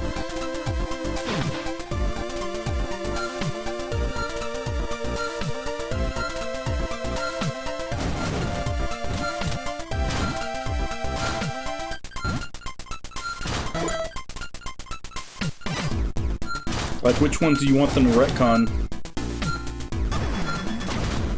I know most people are wishing for a Mega Man Legends 3.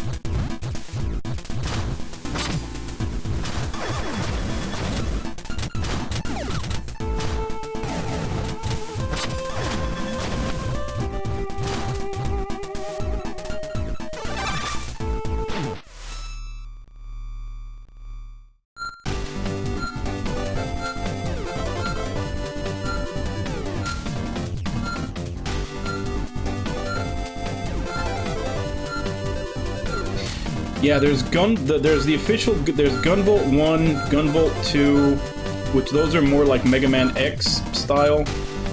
There's, I think, 2 Mighty Gunvolt games, which are in the, like, 8-bit style.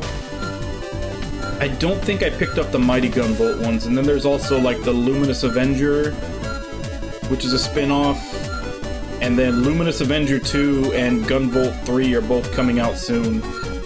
I think I picked all of them up except the 8-bit ones. And then when Luminous Avenger and Gunvolt 3 come out, I may actually, like, start doing them. Yeah. What were the other Master Blaster games? I thought there was just 2 on NES. Were there more than that? Oh crap, I didn't mean to press up.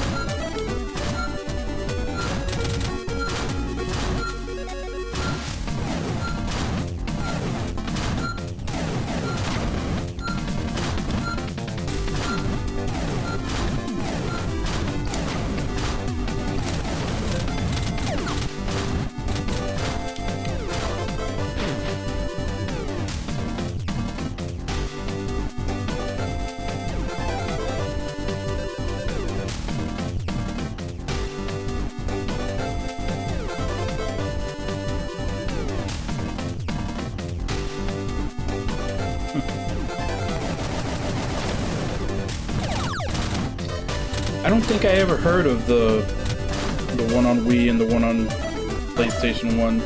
Unless those were Japan exclusives.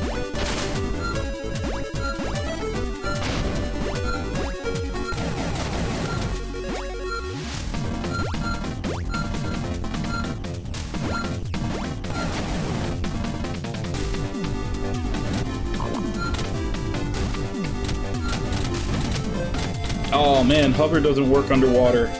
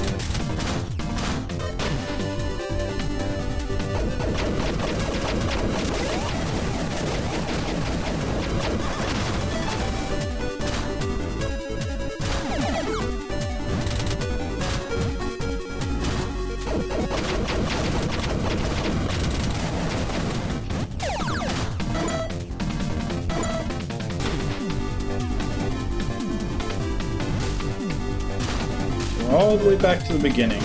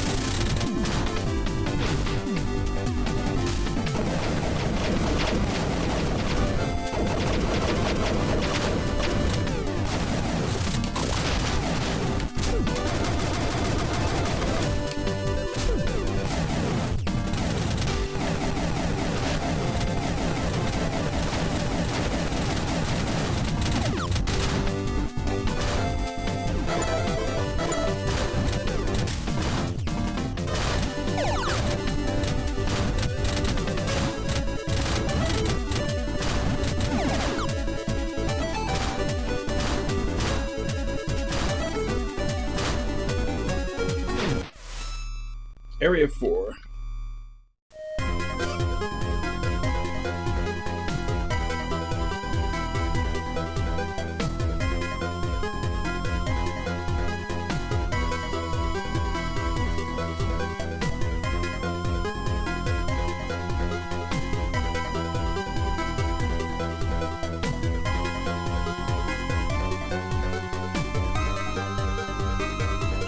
Yeah, X... Regular Mega Man and Mega Man X were supposed to be, like, two different series. I never played them, so I don't know. Are the Mega Man Legends, is that a completely different series, or is Mega Man Legends based off of one of the other ones? Yeah, I have Flash Grenade. Unfortunately, I got it after I did the little mini dungeon that was dark. Oh, hey Jason, I found Fred's signal again. Excellent, where's it coming from? Let's see. Seems like it's pretty far away. Looks like it's the glacier area. Okay, let's make our way over there.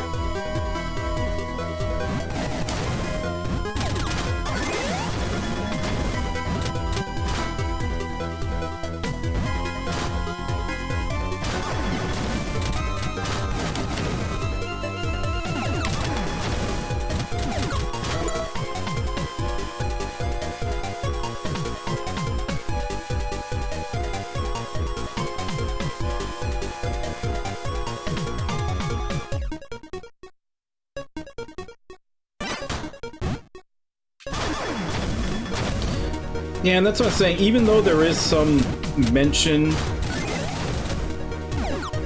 I always knew that X was like supposed to be like a full reboot or something, a whole different universe. Basically, just that X wasn't tied to the events of the original Mega Man universe. Legends, I never knew though, because I never played the Legends games. Even though I know a lot of people are really hoping that they get back to that and make a Legends 3.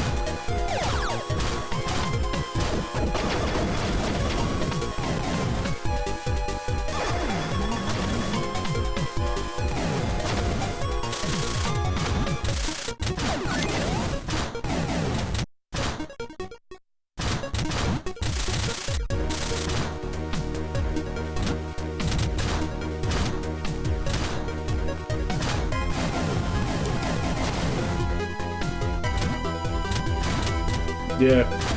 I always think it's funny that when people talk about like Kingdom Hearts and Nier and all this stuff, and they're trying to figure out how every game fits together, which they do. Like the creators actually did intend to fit all those games together. They just made them really convoluted. But then you have stuff like Legend of Zelda and basically all those old like NES and Super NES franchises and everything, where They weren't ever really intended to fit together, but people will like jump through hoops to try to figure out how they do.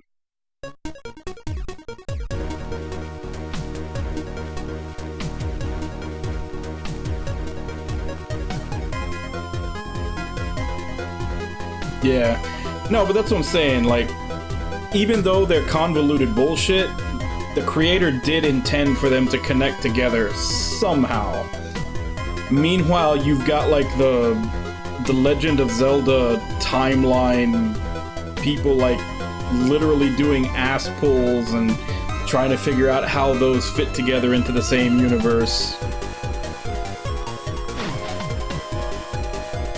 And I think, like, maybe sometimes later the creator will add stuff to try to make it make some kind of sense, but even before then, like Legend of Zelda, Castlevania, like they were like a decade and a half before where people were trying to figure out how they fit together, and they literally didn't at all. And it wasn't until maybe some like lore that they added to later games that they kinda sorta make some amount of sense, but not really.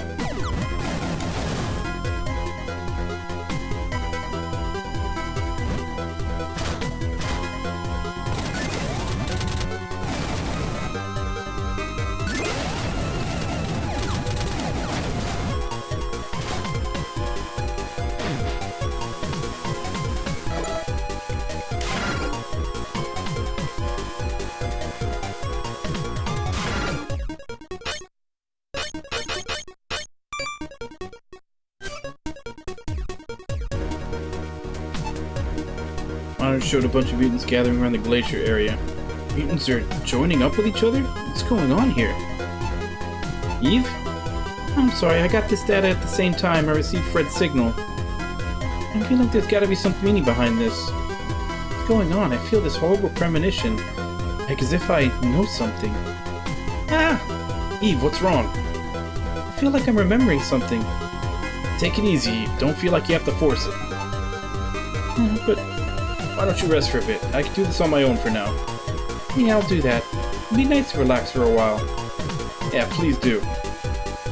Up until now, the mutants have been just scattered about, but seeing them gathering like this makes me think that something is up.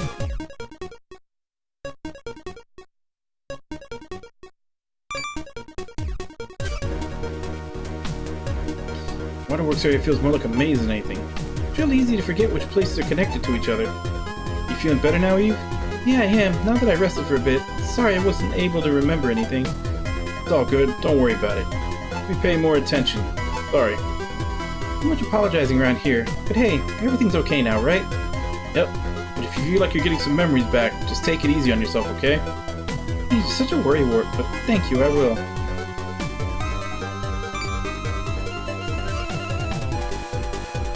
Seems like Fred's in the glacier area. First, let's look for a way to get into the next area. Okay, it looks like we've exhausted all of her dialogue for now.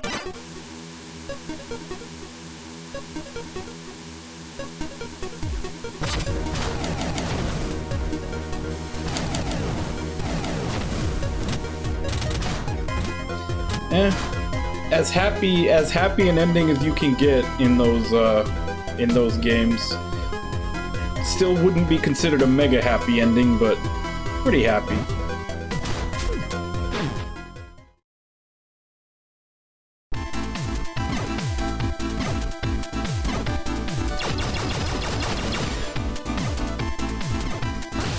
Oh shit.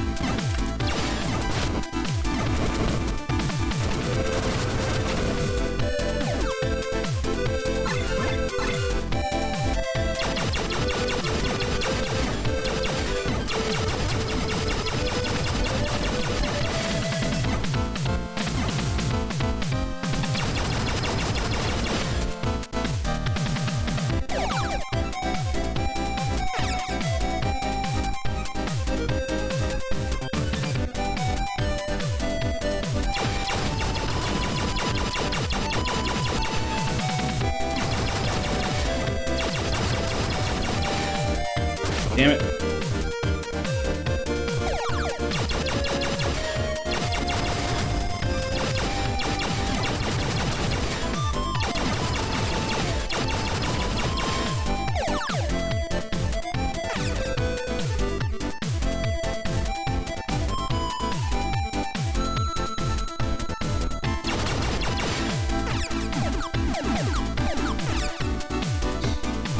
Well, ending E was basically the pods kind of gaining a little bit of sentience and deciding to revive them.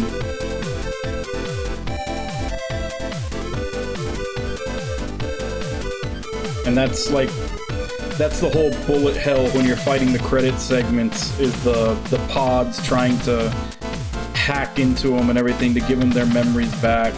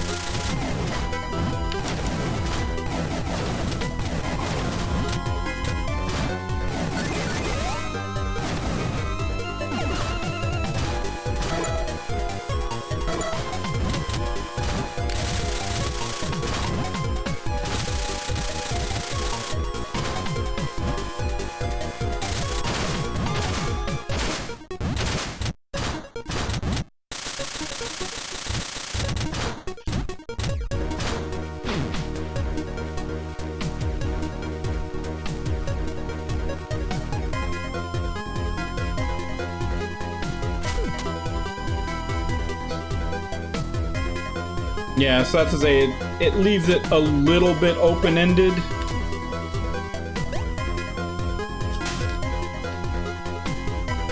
But it's basically, I mean, about as good as an ending as you can get from a Yoko Taro game.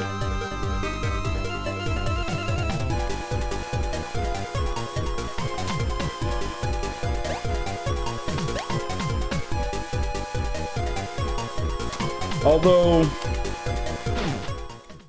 it just got released, but I guess Voice of Cards has yet to be seen if that has a good ending or not. At least I haven't looked into it. But that's not part of Draken Near in the slightest, so that's him doing something completely different.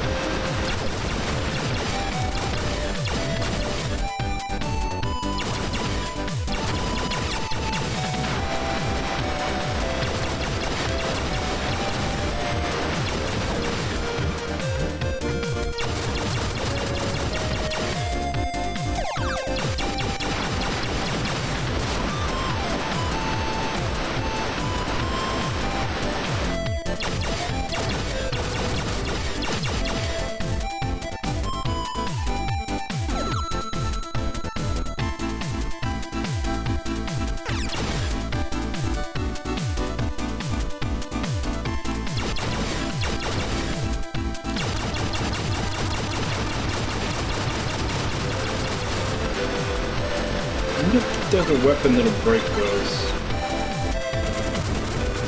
Yep.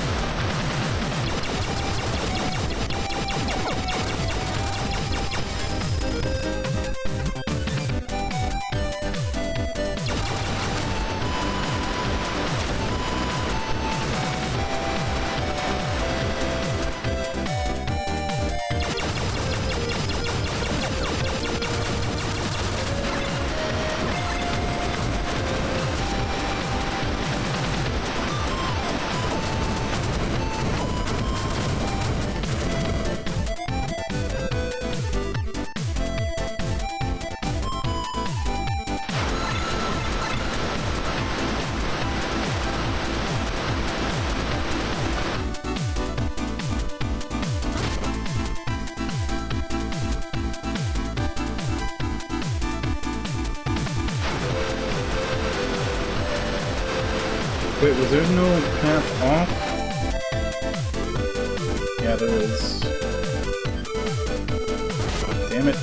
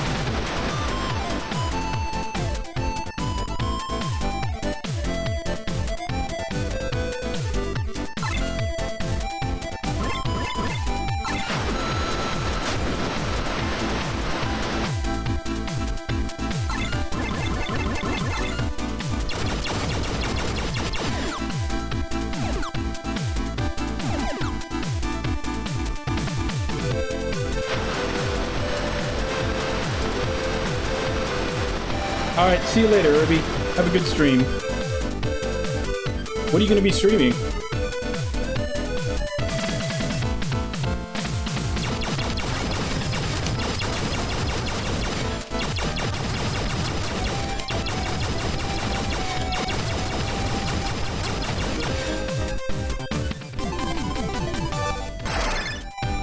Alright. Enjoy, Irby. I had a hell of a lot of fun with that game. I still need to at some point sit down and try to beat that boss rush holodeck thing on unknown difficulty. I've got all the preparations for it, I just need to actually do the attempts and record it.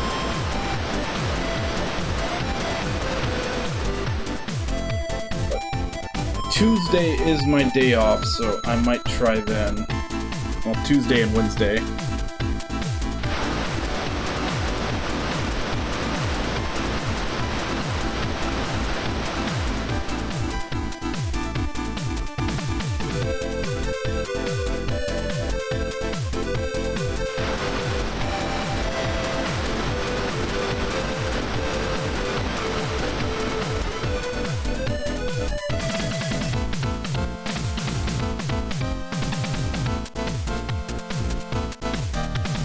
When did what happen?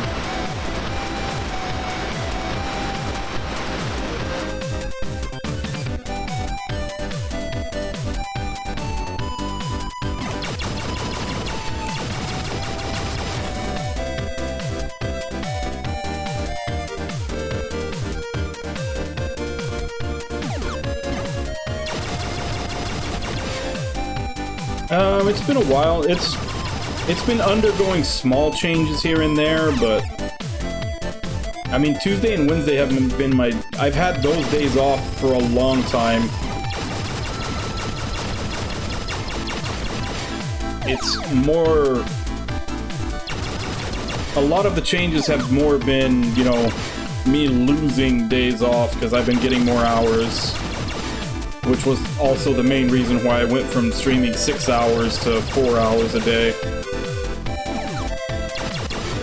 The 6-hour streams were basically during the pandemic unemployment. And then we started work slow. I went back to work, and then work started ramping up more, so that's when I kind of started losing days off.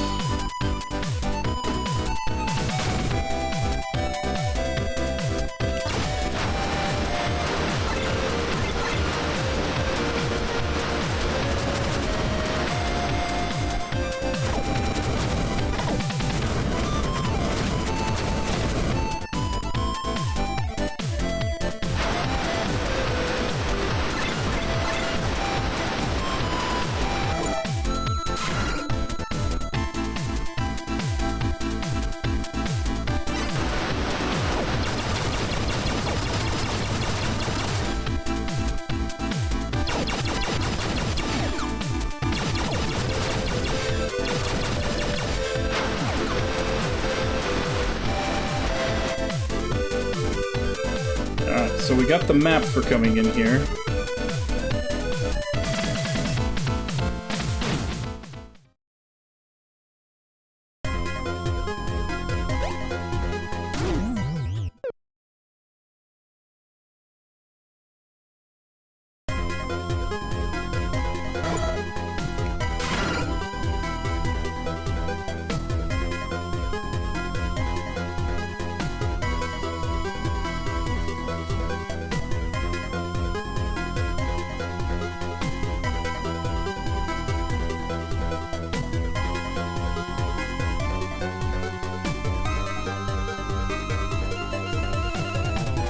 Okay, so that's the area boss.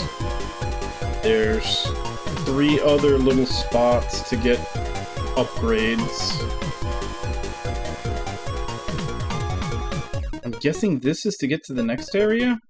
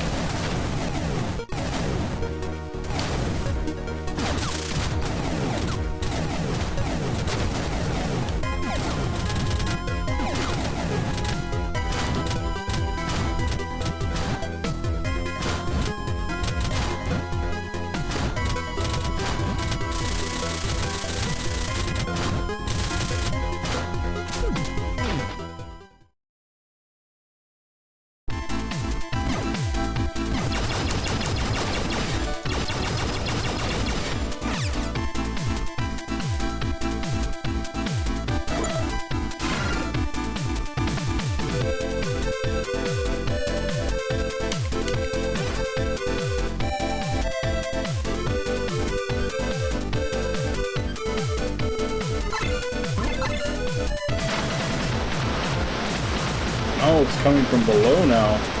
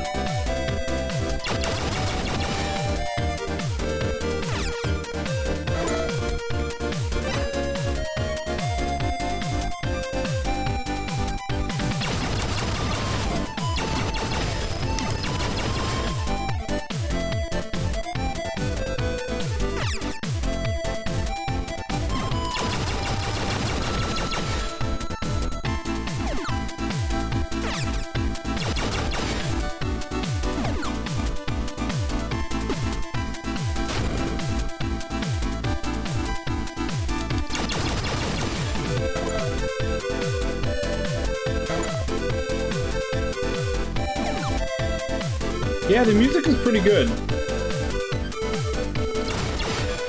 Obviously, you know, it's supposed to be like, you know, 8-bit, like 16-bit, 8-bit chiptune-ish, which it is, but it's really good.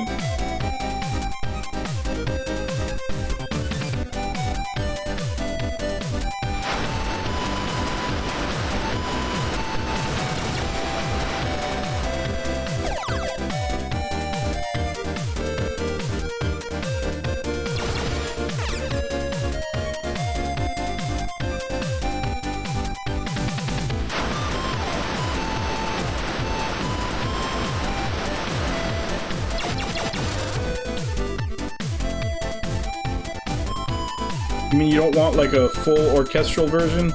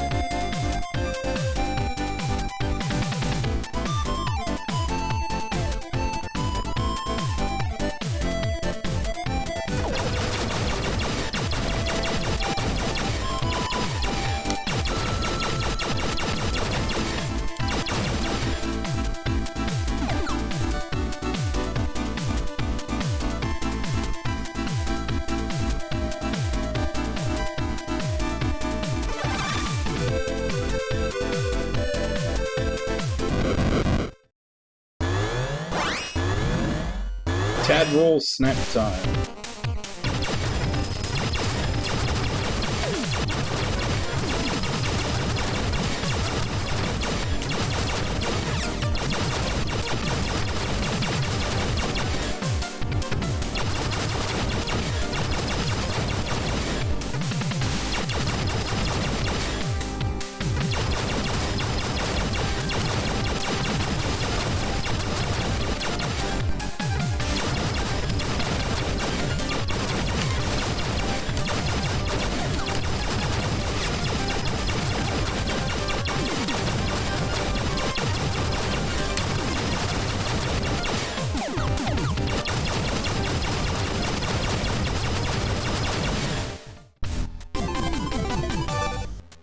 Shot that fires a wider beam, hold the shoot button to charge it, then release the fire.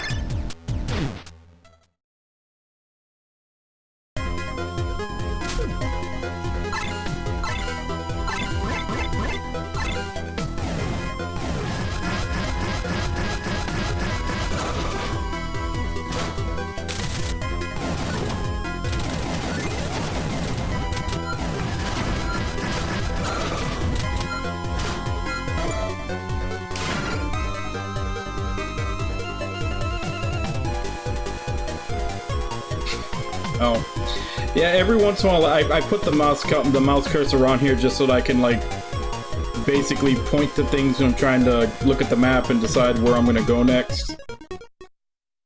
I don't know if I can get here yet.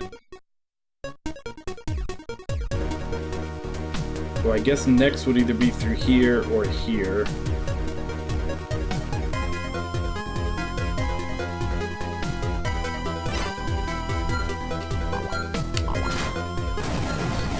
Not entirely sure how I wouldn't.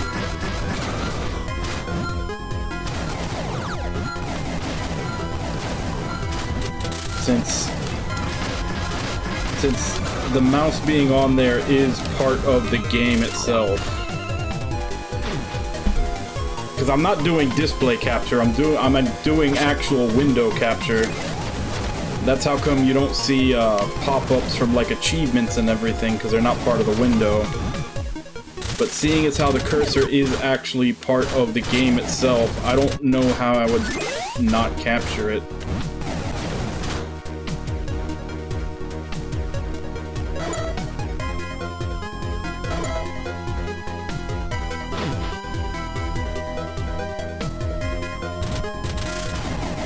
Okay, so I can't go through here.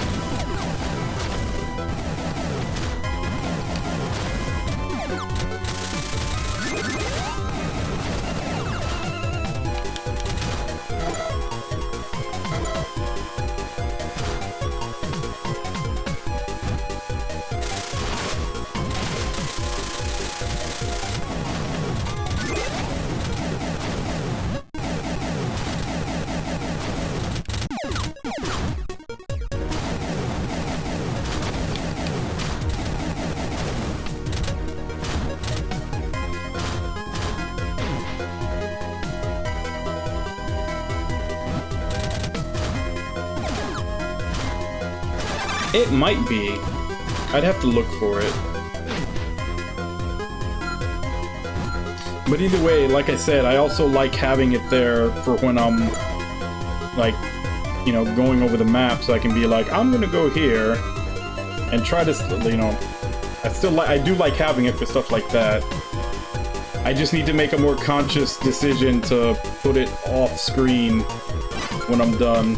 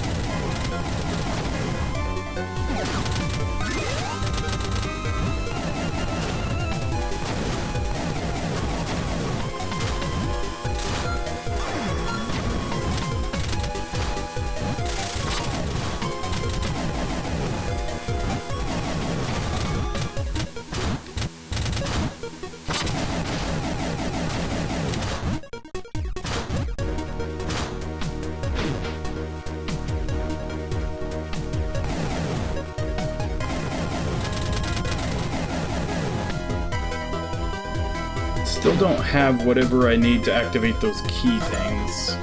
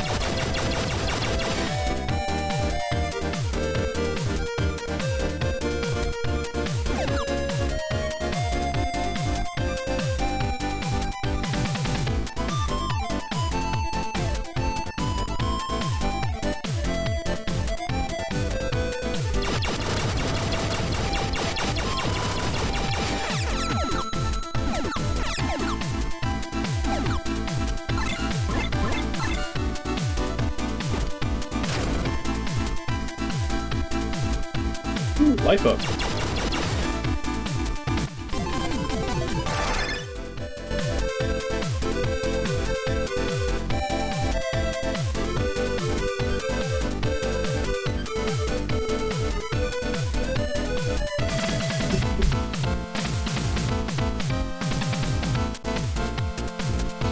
Now I just need to carefully make my way back out.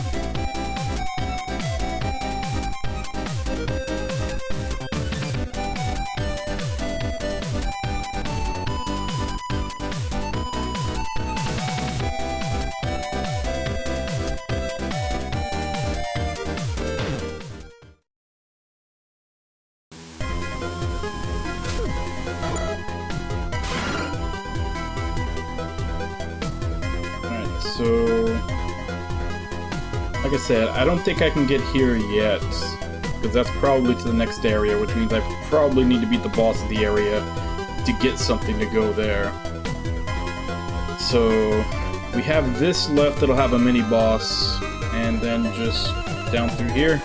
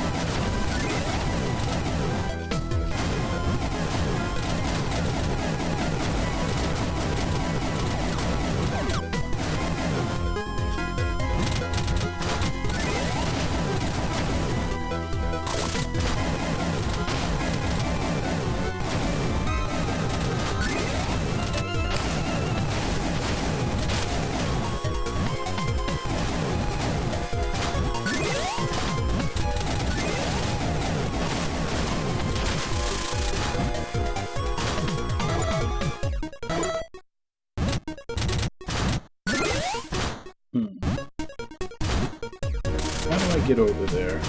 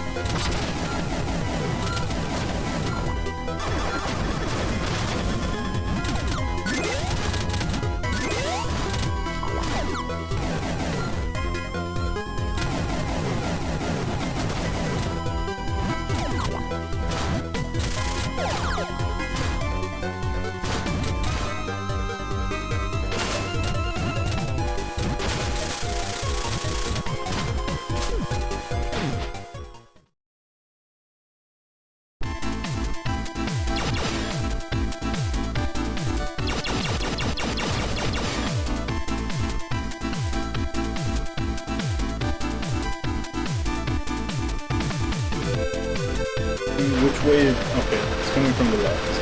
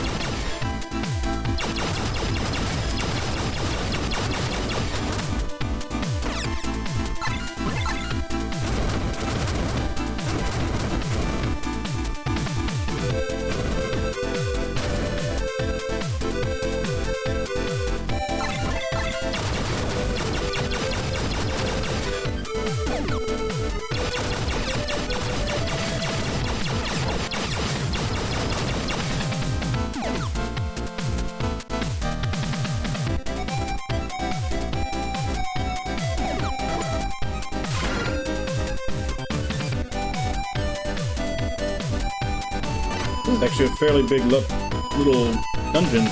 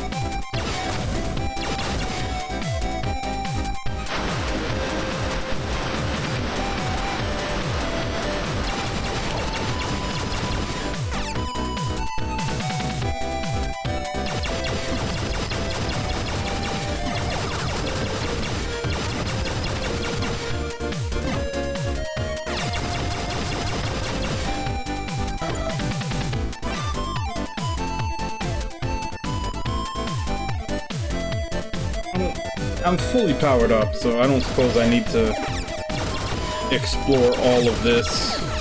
Might as well just get to the mini-boss.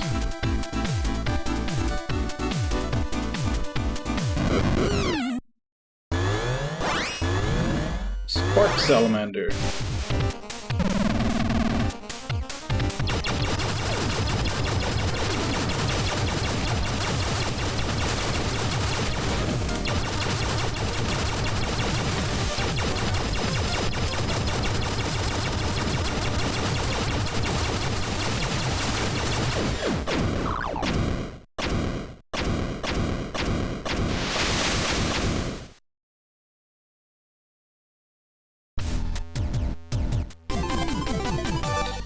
Sub-weapon that unleashes a high-speed tackle attack on the direction Sophia is facing.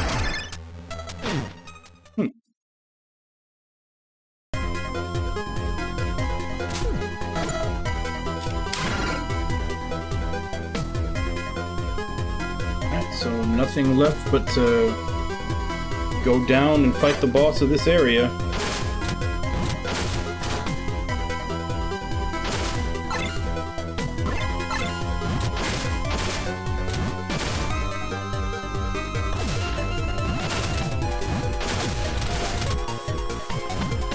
That kind of sucks.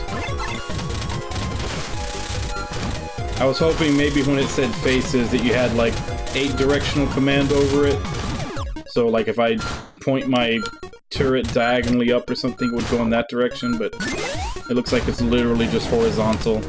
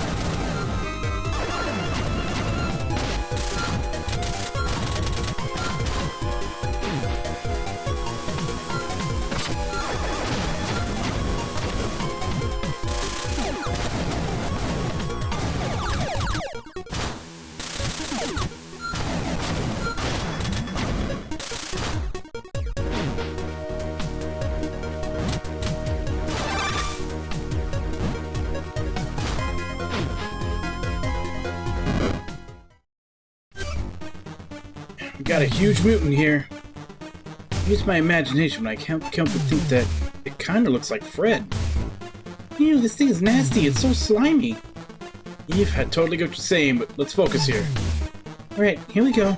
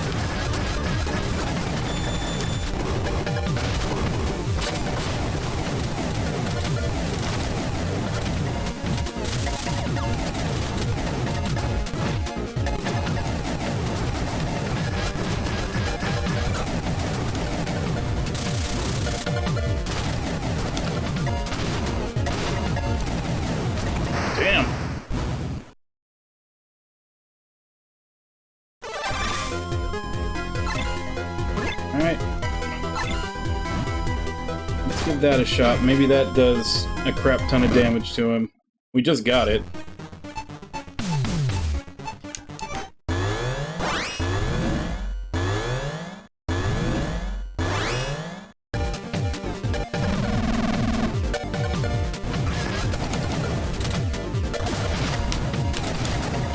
Nope, not that much.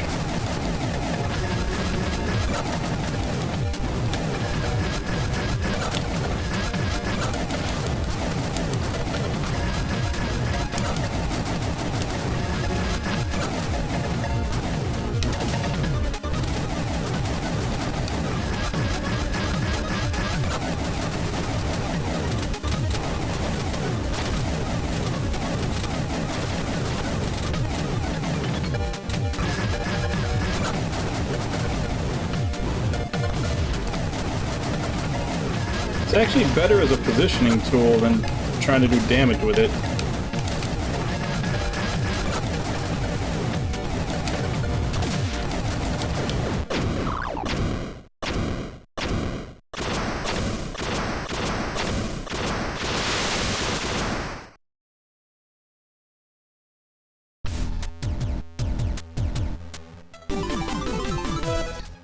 It opens the shutters in the waterworks area.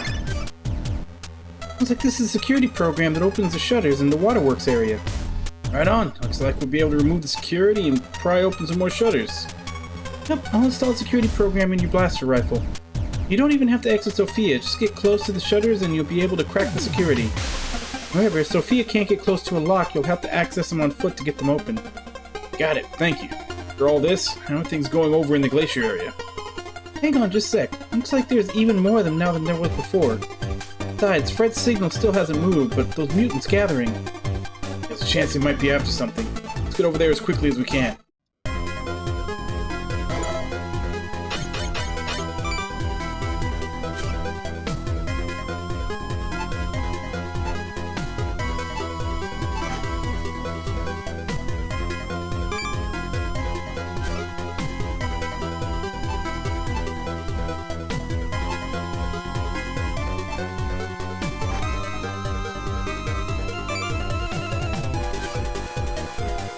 I guess Fred's not in this area. Let's go have a look in another area.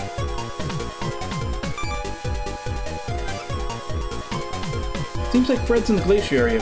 First, let's look for a way to get to the next area. Alright, yeah. She's out of dialogue. She probably won't get more until I actually get to the next area.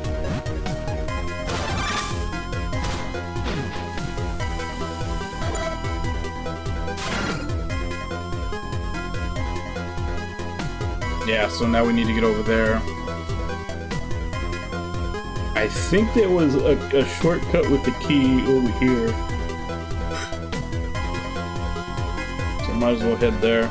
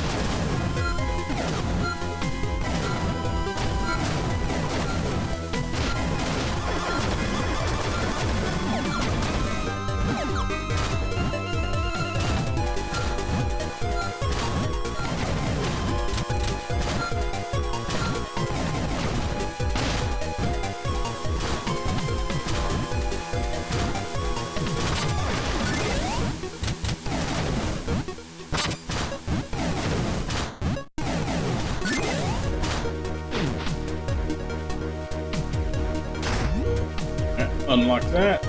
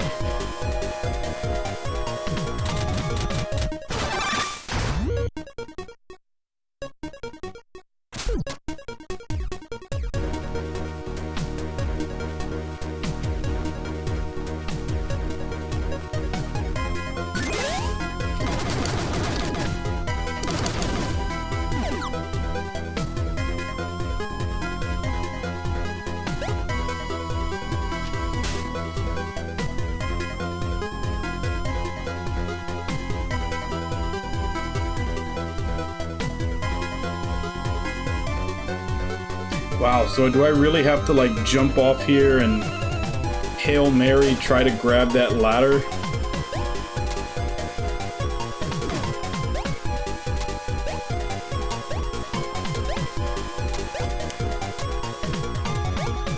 What even is the button to...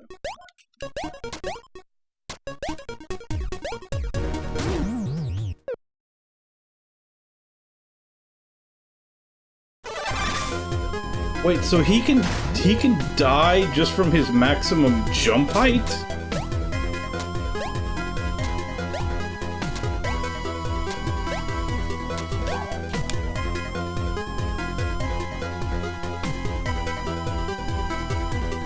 Yeah, I noticed that. You have to literally press up.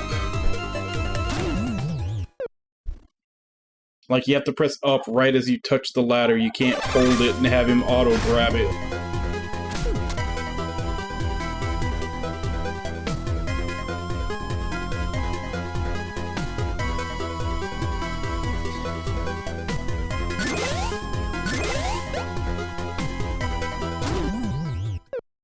Wabon, what have you gotten me into? You said this game was fun.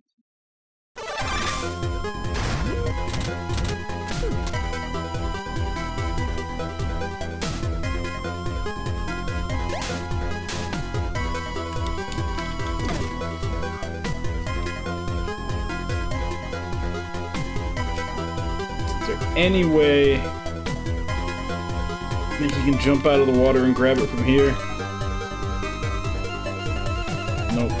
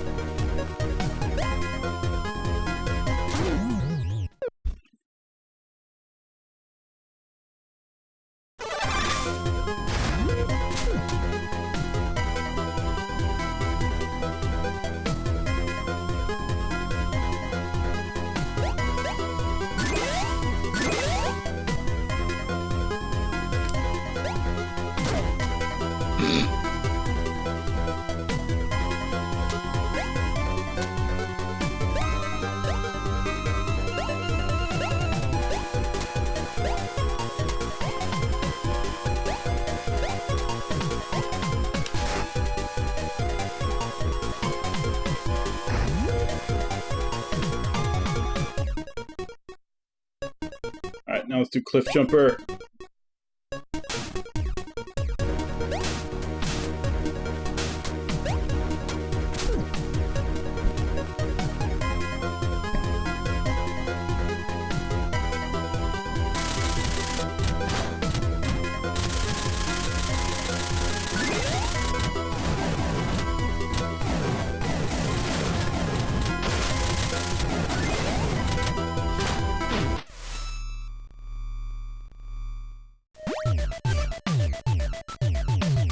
Looks like from here on out is some man-made sea. This is gonna suck. Sophia doesn't have much underwater mobility, so getting through this is looking pretty impossible. Eve, can you check see if there's anything in this area that could help with Sophia's underwater mobility problem? Yep, already on it. Just give me another sec here. Got it. Looks like I'm getting a signal from a chip that seems like it could help with getting Sophia through the sea. That chip is in the sea, though. I guess I'll have to dive in there and go fetch it out for myself. The waters can get really rough, so please be careful.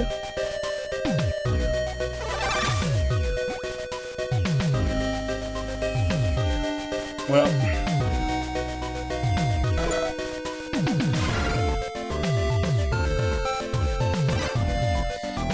seeing as how this is a whole new area and there's only about 15 minutes left, I think I'll go ahead and stop here and save the Under the Sea shenanigans for next week.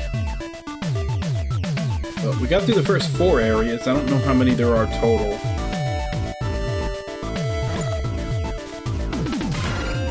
Where is the exit?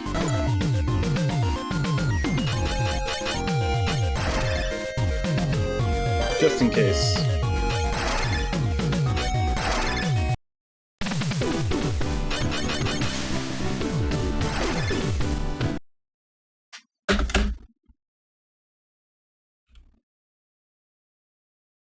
But yeah, so far it's a pretty fun game. Not super heavy on the Metroidvania. I mean, I've only seen like maybe 2 or 3 spots so far that I still need to go back to. And one of the ones that I thought I needed to go back to later to get something is just, it was like, you know, it was to Area 4, so it was going to point me in that direction anyway. Night, Nami. Sleep well. I'm liking it so far. I'm not sure how much they improve upon things in part 2 and 3. I would assume they've at the very least streamlined and changed some things.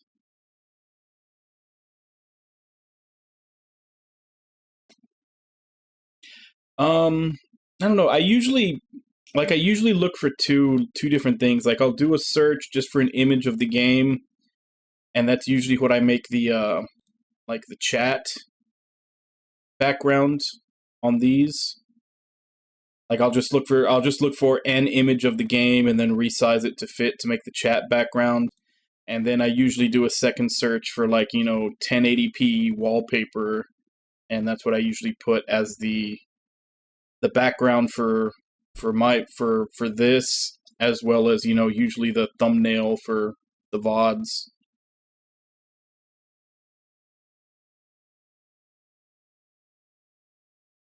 But yeah, like I said, this seems like a fun game,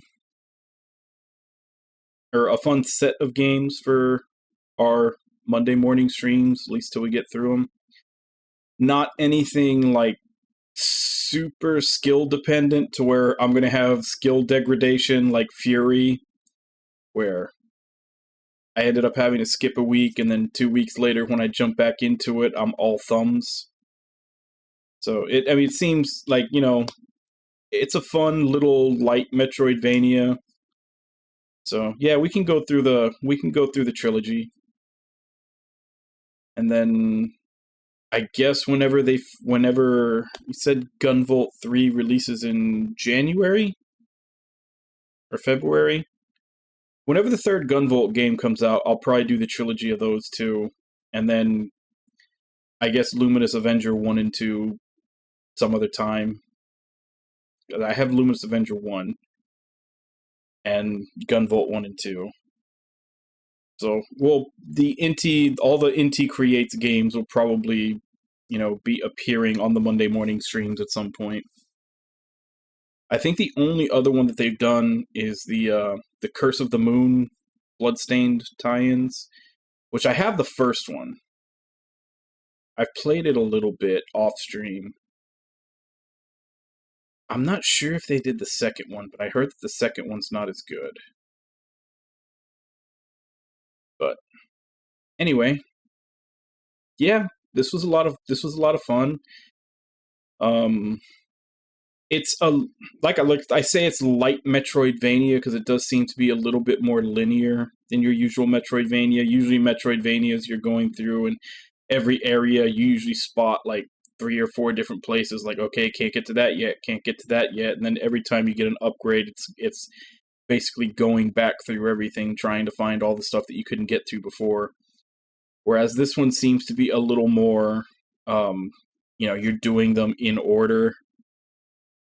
And when you get something that lets you go somewhere you couldn't before, it's kind of part of the progression that you head back through there. That may change in later installments, I don't know. But so far it seems like a Metroidvania light style. But it's fun. So, be continuing with it, probably even through the second and third. As for tomorrow, we'll be going back to Earthlock.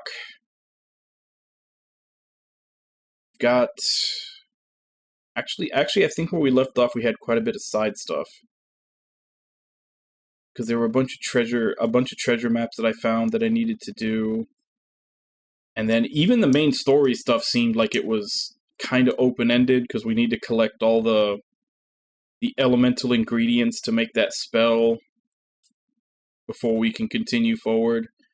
So the game, like, Earthlock seems like at this point that it's very open-ended, and quite a bit of it is optional as well. So gonna be doing a lot of running around there. Let's see, we did.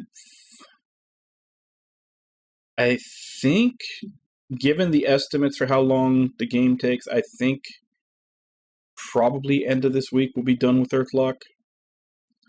Which means I need to make 100%, definitive decision as to what the turn-based strategy, a tactical turn-based strategy game I'm going to play afterwards is.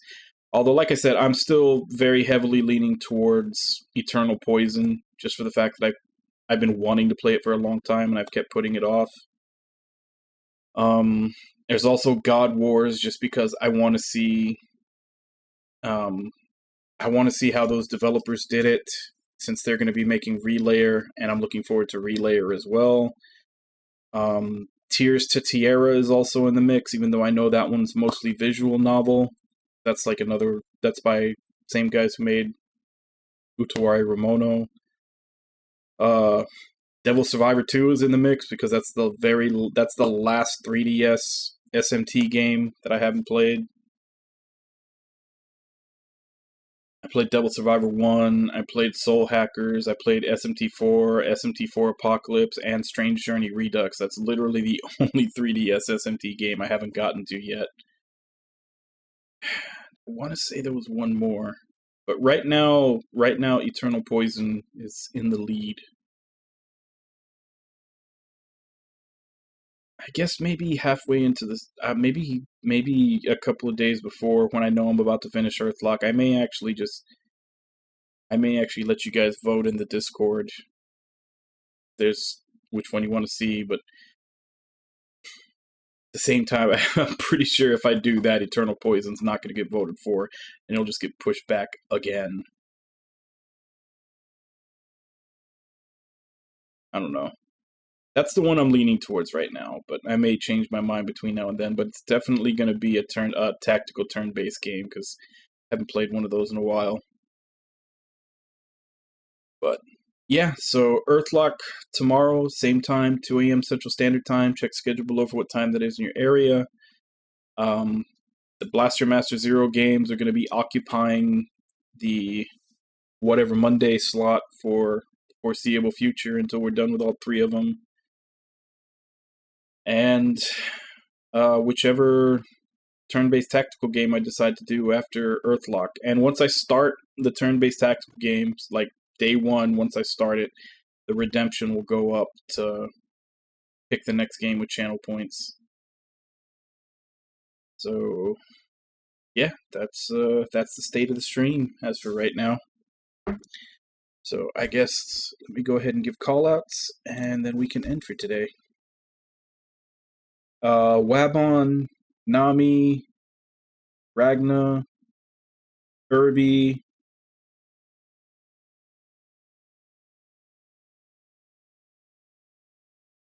Starneko, Jigs,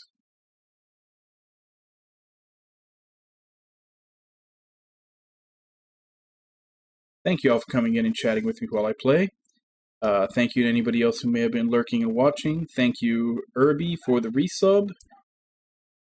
And as for right now, let me see if I can find someone to raid.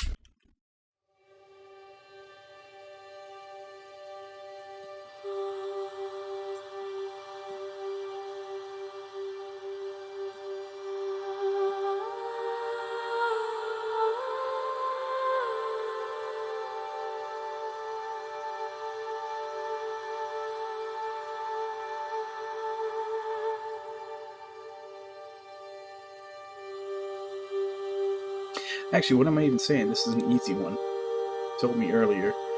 Irby's streaming right now.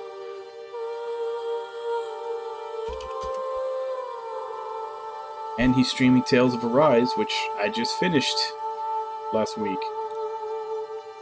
So, as per usual, let's go ahead and jump in, say hi, hope to see you all next time, and until then. Bye-bye, everybody!